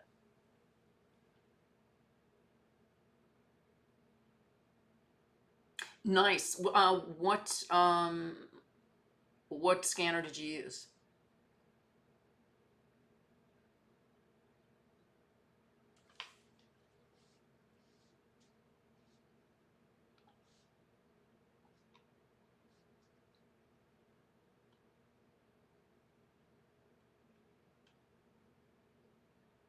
Oh, the ViewScan. Yeah, I think mine was made by ViewScan too, or it might have been the Epson V600.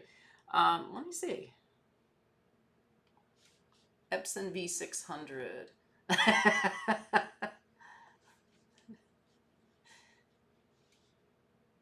Epson V600. Let's see if that was the one I would. No, I didn't use that one. Mine, I think, was the view scan. Let's see.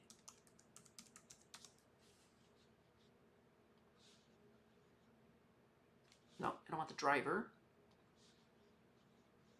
Don't want the software.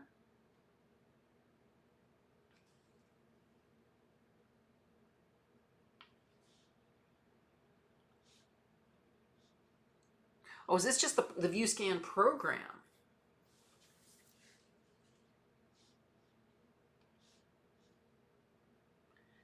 Ah, okay. Yeah, I had an actual machine. Yeah, yeah, that's what I did too, but I used a scanning machine. Let me see what I used.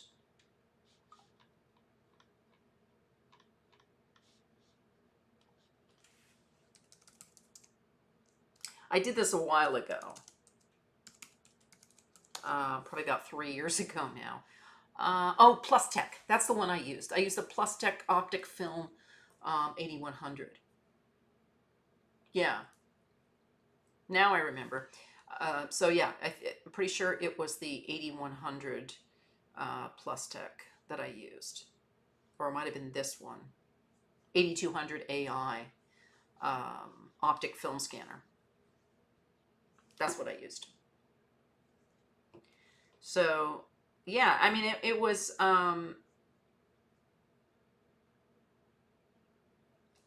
easy to use, time consuming, um, but it worked well.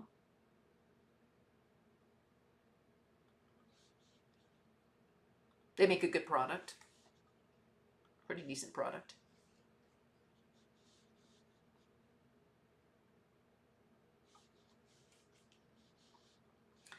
Baby monkeys. Look at that little fella.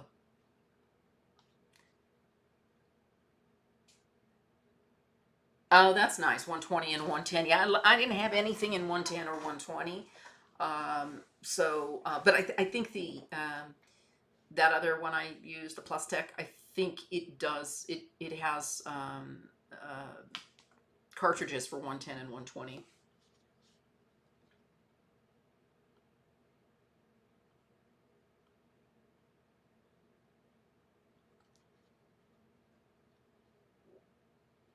It's a slow process. It's just there's no getting around it. I mean, for those of us, like you, that were doing photographs back in the film days. I mean, I went into digital kicking and screaming, and now I can't look back. I still have my film camera, but I rarely, if ever, use it. Just because digital is so advanced and I like what I can do with it. But yeah, I went in kicking and screaming, so I have a lot of negatives from 40 years of photography that I wasn't willing to just give up. And certainly not going to travel back to all of those places and recreate and recapture those same photographs, the same wildlife and what have you. So yeah, scanning is really the only way to do it, and it takes time. It does take time.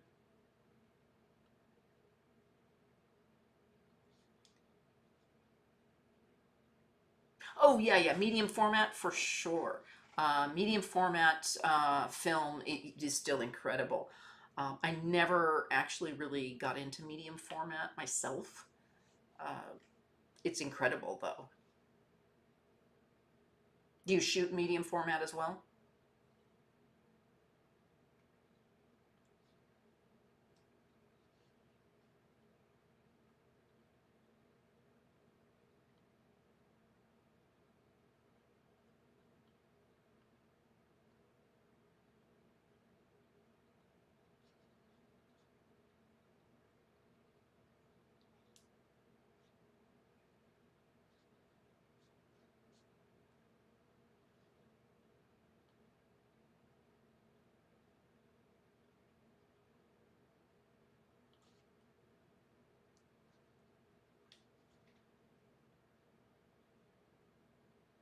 Oh, nice.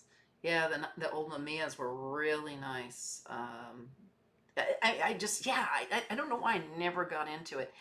When I was in Brighton, England in April, there was a guy shooting with a Mamiya, and it was, I stopped him and we were talking for a little bit because it just brought back memories. Even though I never shot with one, I just, I used to see them all the time. I thought it was very, very cool that he was still doing that.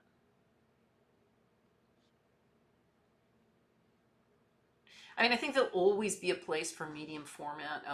I'm afraid, film is just, regular 35 millimeter is just gone. It's never going to come back, and that's okay. It's all right.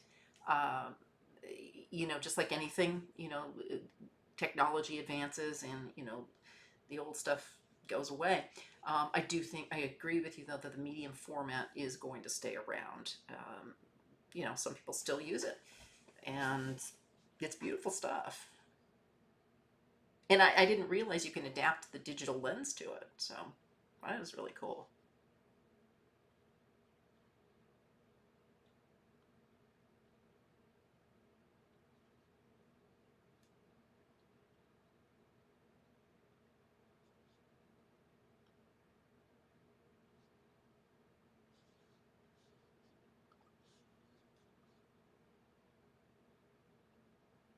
Whoops, this poor little guy.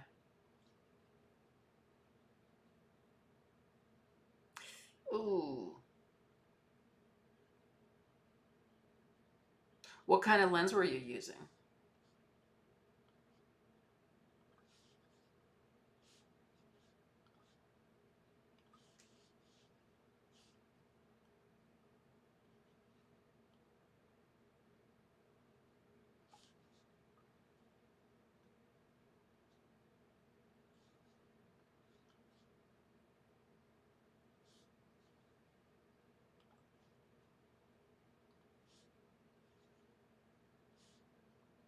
Okay, oh, an 80 millimeter Mamiya, 1.9.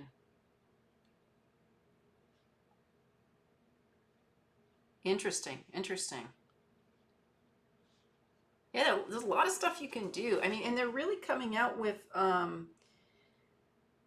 lot of adapters too, which is kind of cool. I mean, I, as a matter of fact, I went into mirrorless not that long ago. I still have my regular DSLR, um, and um, but I also have a mirrorless, and I shoot Nikon, but I found by a company named Megadap. I haven't received it yet. It just got shipped. It was on back order. An adapter, and I can use Sony lenses with it as well because Nikon is slowly coming out with their Z lens. Now I do have several Z lenses, and I really, really like them. Yeah, a $45 adapter, exactly.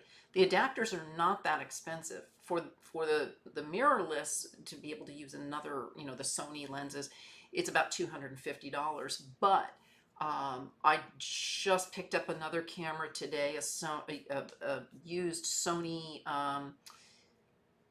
A7 II Mark II, just for use with video editing and what have you, as a streaming camera, and was able to get an adapter to use with my F mount lenses, my Nikon F mount lenses, and I think the adapter was $25. So yeah, the adapters for a lot of these things are really, really inexpensive. Now, you probably didn't get autofocus features with it at the $45 price range, I'm assuming. As I'm not with the $25 one, but I don't need it. The one that I'm for the Z, the Nikon Z to adapt Sony mirrorless lenses onto, that one's a bit more pricey at 240, 250, I think it was. But it actually can utilize all of the functions of the Sony lens. So it's a different class of adapter. But yeah, you can get adapters.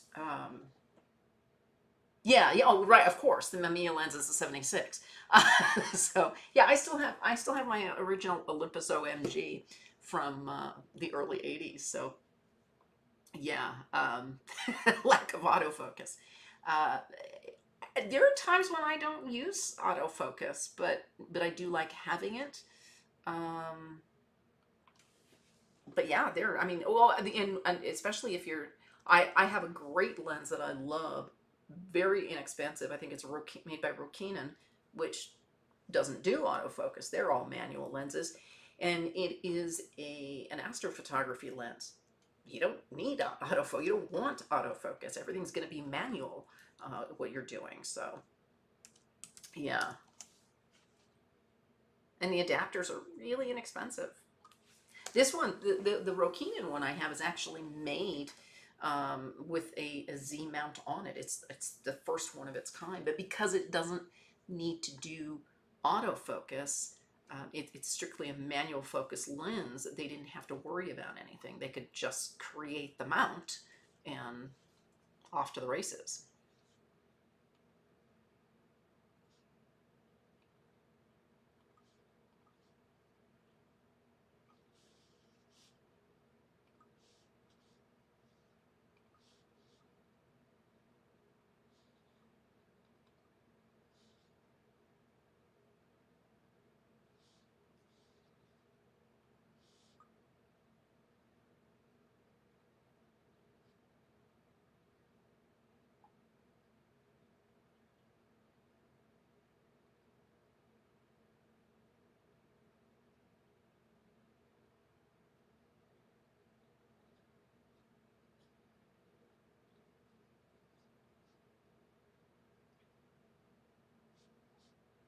If you like what you see, by the way, don't forget to follow.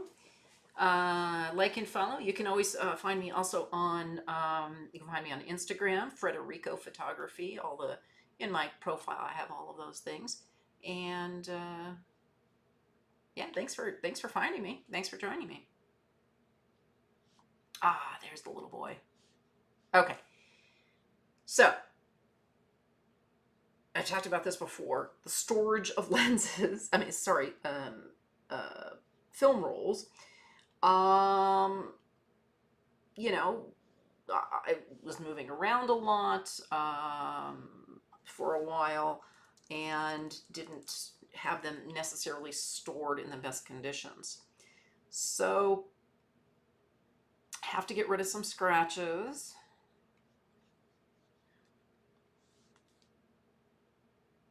Yeah, yeah, that's true. That's true. Um, I have an F to Z adapter for Nikon, and I do like it, but um, I don't really use it anymore because Nikon has come out with newer Z lenses, so I'm good there. But yeah, they do work. The F to Z adapter does allow for all of the functionality, or most of the functionality, I should say, and it does a pretty decent job. Not perfect, but it does a pretty decent job. But yeah, Pentax has none of the stabilization in the lens. So the Nikon cameras, all the stabilization is in the camera as well, but the lenses also have stabilization. But as long as you have the stabilization in one place, it doesn't really matter.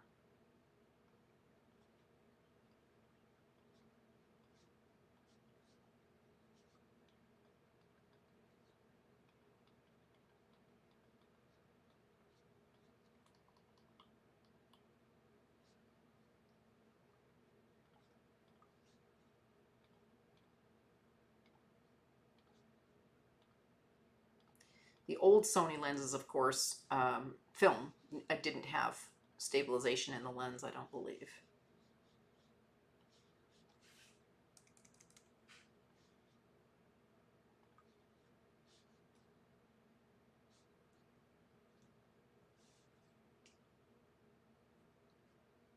Oh, thank you very much. Yeah, I try and twitch a lot, and I mean that in that, the streaming sense.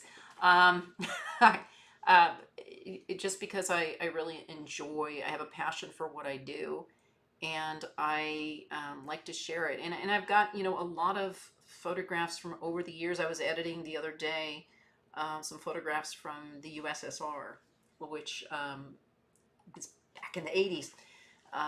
So, yeah, thank you. I appreciate that. So, yeah, you can follow me here. I'd love it. Um, do you stream at all, or?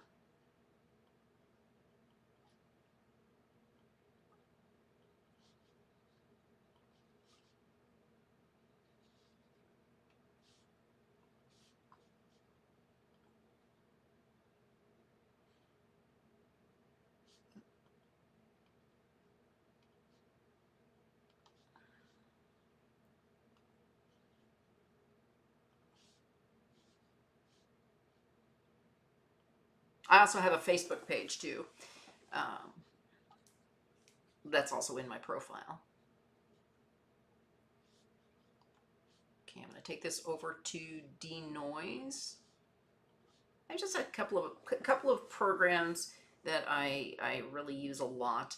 I try not to use Photoshop too much because I don't really want to alter too much. I'm not a layers person. Some people love layers. I'm not a big fan. I like what denoise does. That really clears it up. It's got a lot of noise, grain, all that good stuff, but I like that look better. Yeah, there really aren't, even though there's a small group of us. Yeah, there aren't that many streamers in photo. Um, but I just love it.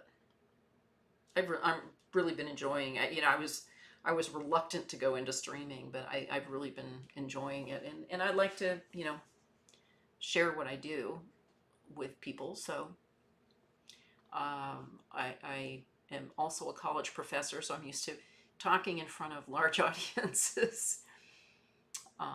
Usually they're staring back at me though. Not always, but sometimes they are. Right. I want to bring. Oh, hang on. I can do it this way. I want to bring this back into Photoshop. And this is one thing I like to do is go back in and blur the background, bring the bokeh back, especially if I've, you know, cleared anything up. Just want to blur it, and I just very minor. I think that 13% is what I left it at. Making sure to get the edges.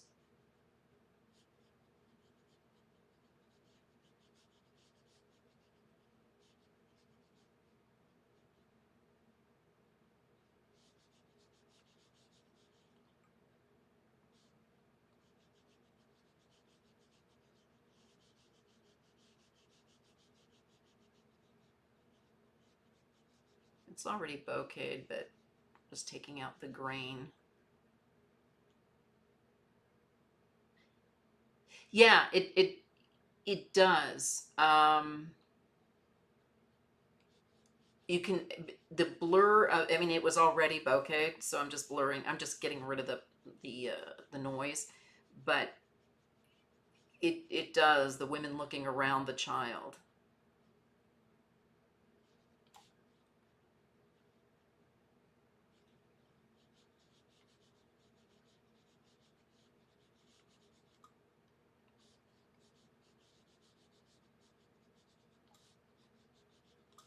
And I'll show you both versions.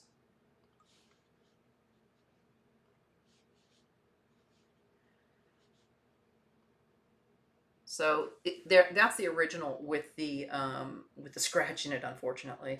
So the women are still very much in the background, very much blurred, but they're blurred just a little bit more, just to bring the child up to the forefront. And I actually see another scratch there that I have to fix. But we can still see the women looking over his shoulder. There we go. That's just another little scratch on the lens. I mean, not on the lens, on the negative.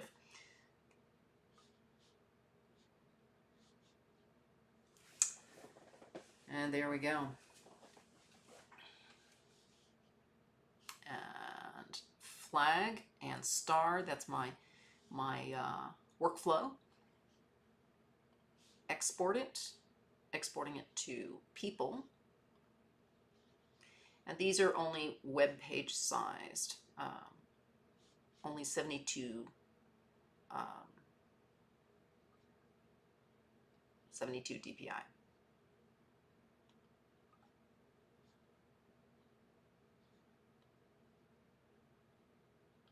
72 pixels. Actually, I'll do a, yeah, that's fine. All right.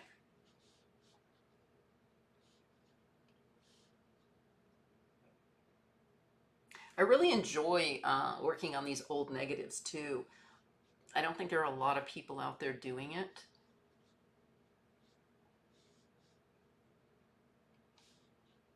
At least not on streaming.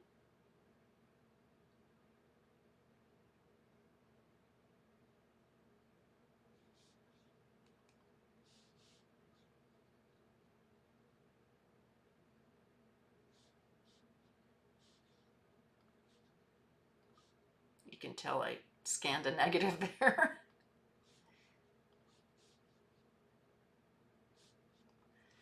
Actually, this one is kind of interesting.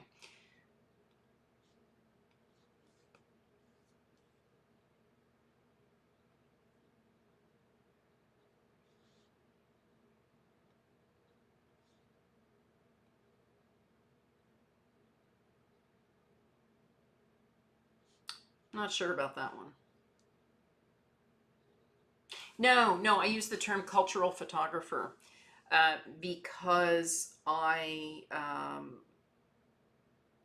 it's hard to pigeonhole, and I find that cultural photographer tends to encompass more of what I do with indigenous cultures, wildlife. There is some photojournalism in there as well. For example, in Bali, I happened to be there just after the bomb went off. So this is a bit more photojournalistic, if you will, but I just consider myself more of a cultural photographer.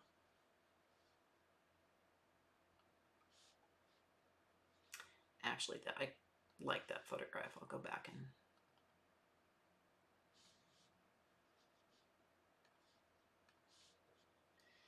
so I do have some photographs of the area where the bomb went off and people's reactions. Um, yeah, looking for the missing.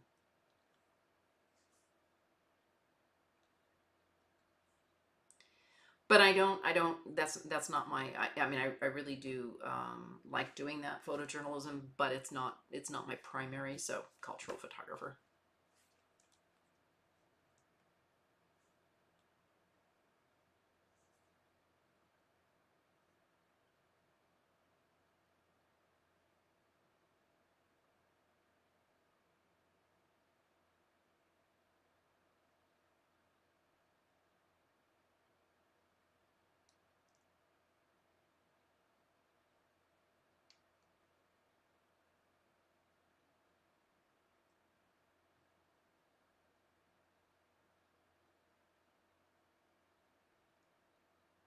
And I actually would have been there. My original trip was planned to be there a week prior, and I would have been there during the bombing. So I'm thankful for that. Thank you, thank you. Yeah, there's nothing edited with these. These are just completely unfiltered. Uh, in something like the bombing, I wouldn't actually. The photojournalism ones, I don't edit because the photograph says everything.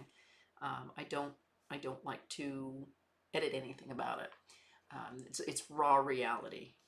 These are shoes of the lost people. It was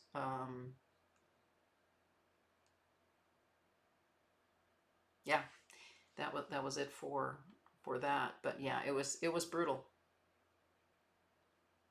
It was all the tourists, of course, had gone home, and so I was, spending as much money as I could. It was very inexpensive for me, coming from the U.S. Spending as much money as I could to, support the people after that horrific time.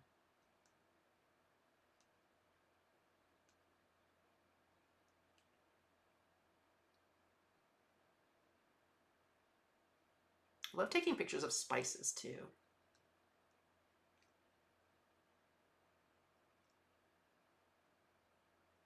So I really like that photograph.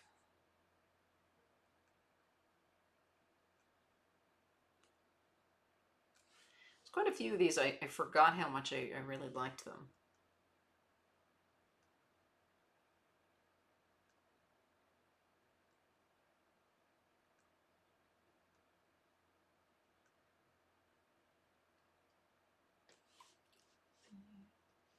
Yeah, flag that one too.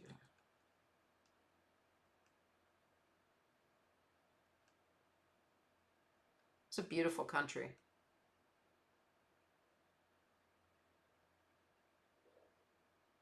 Now, something like this, what's I don't know if you've ever seen this program, um, Luminar Neo, and the sky is very drab.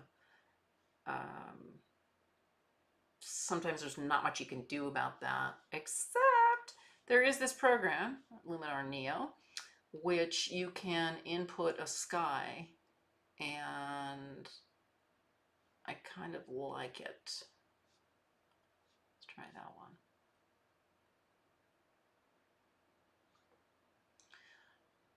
It helps with when you have those drab skies.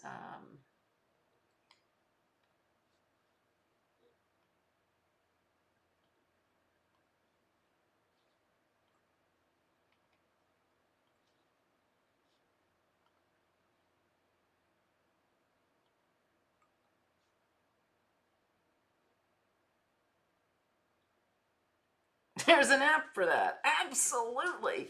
There's an app for everything. And then I'm just going to denoise this.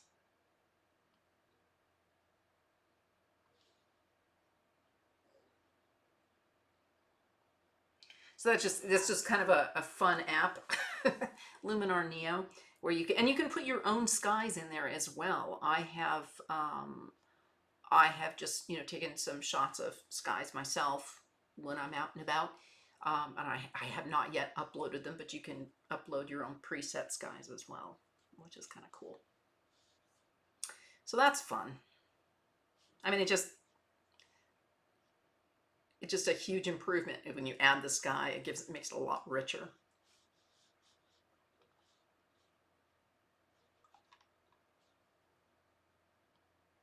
And then I like using dehaze to dehaze things a little bit.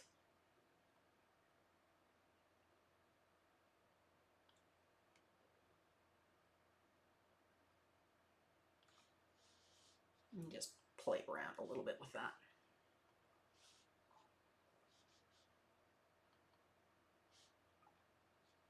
It's another one that I have to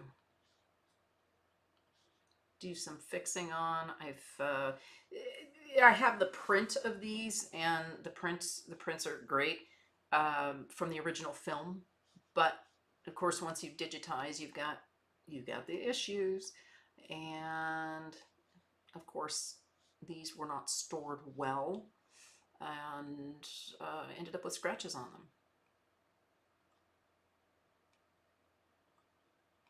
So at least I got them before they were completely destroyed.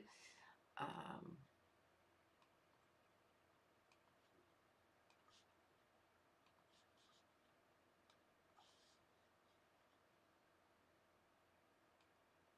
that's the big problem with film, as we know, is that you know, degradation that you get. It's just unfortunate.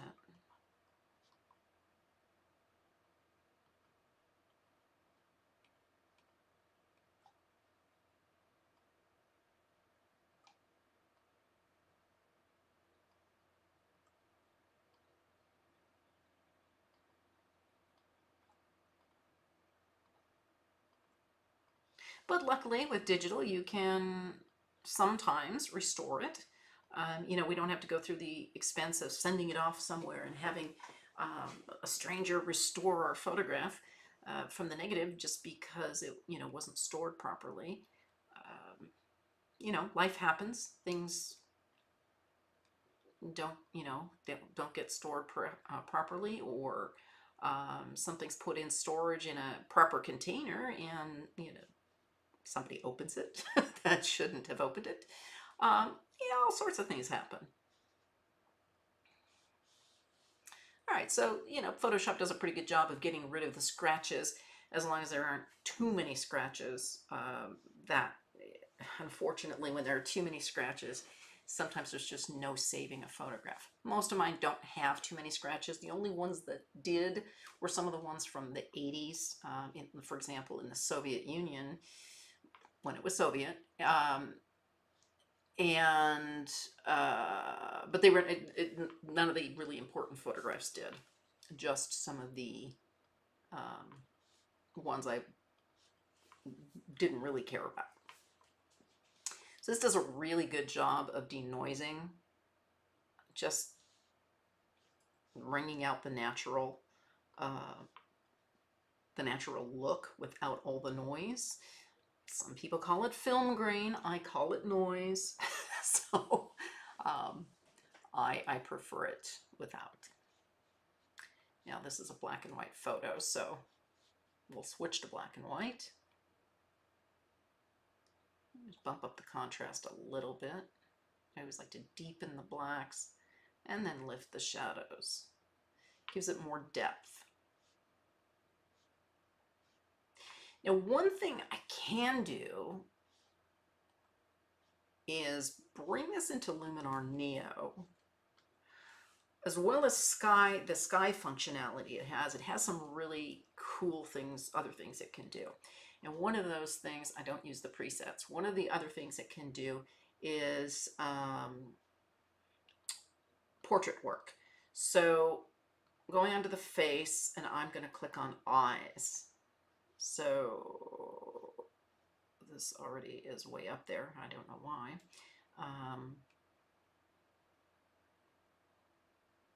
Get a little bit of more iris flare in there. And may or may not want that. Little eye whitening just to make those eyes pop.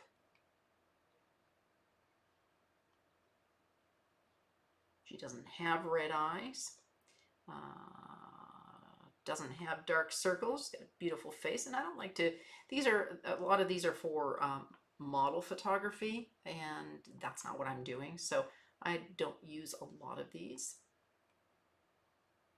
But sometimes I like what it can do for the eyes.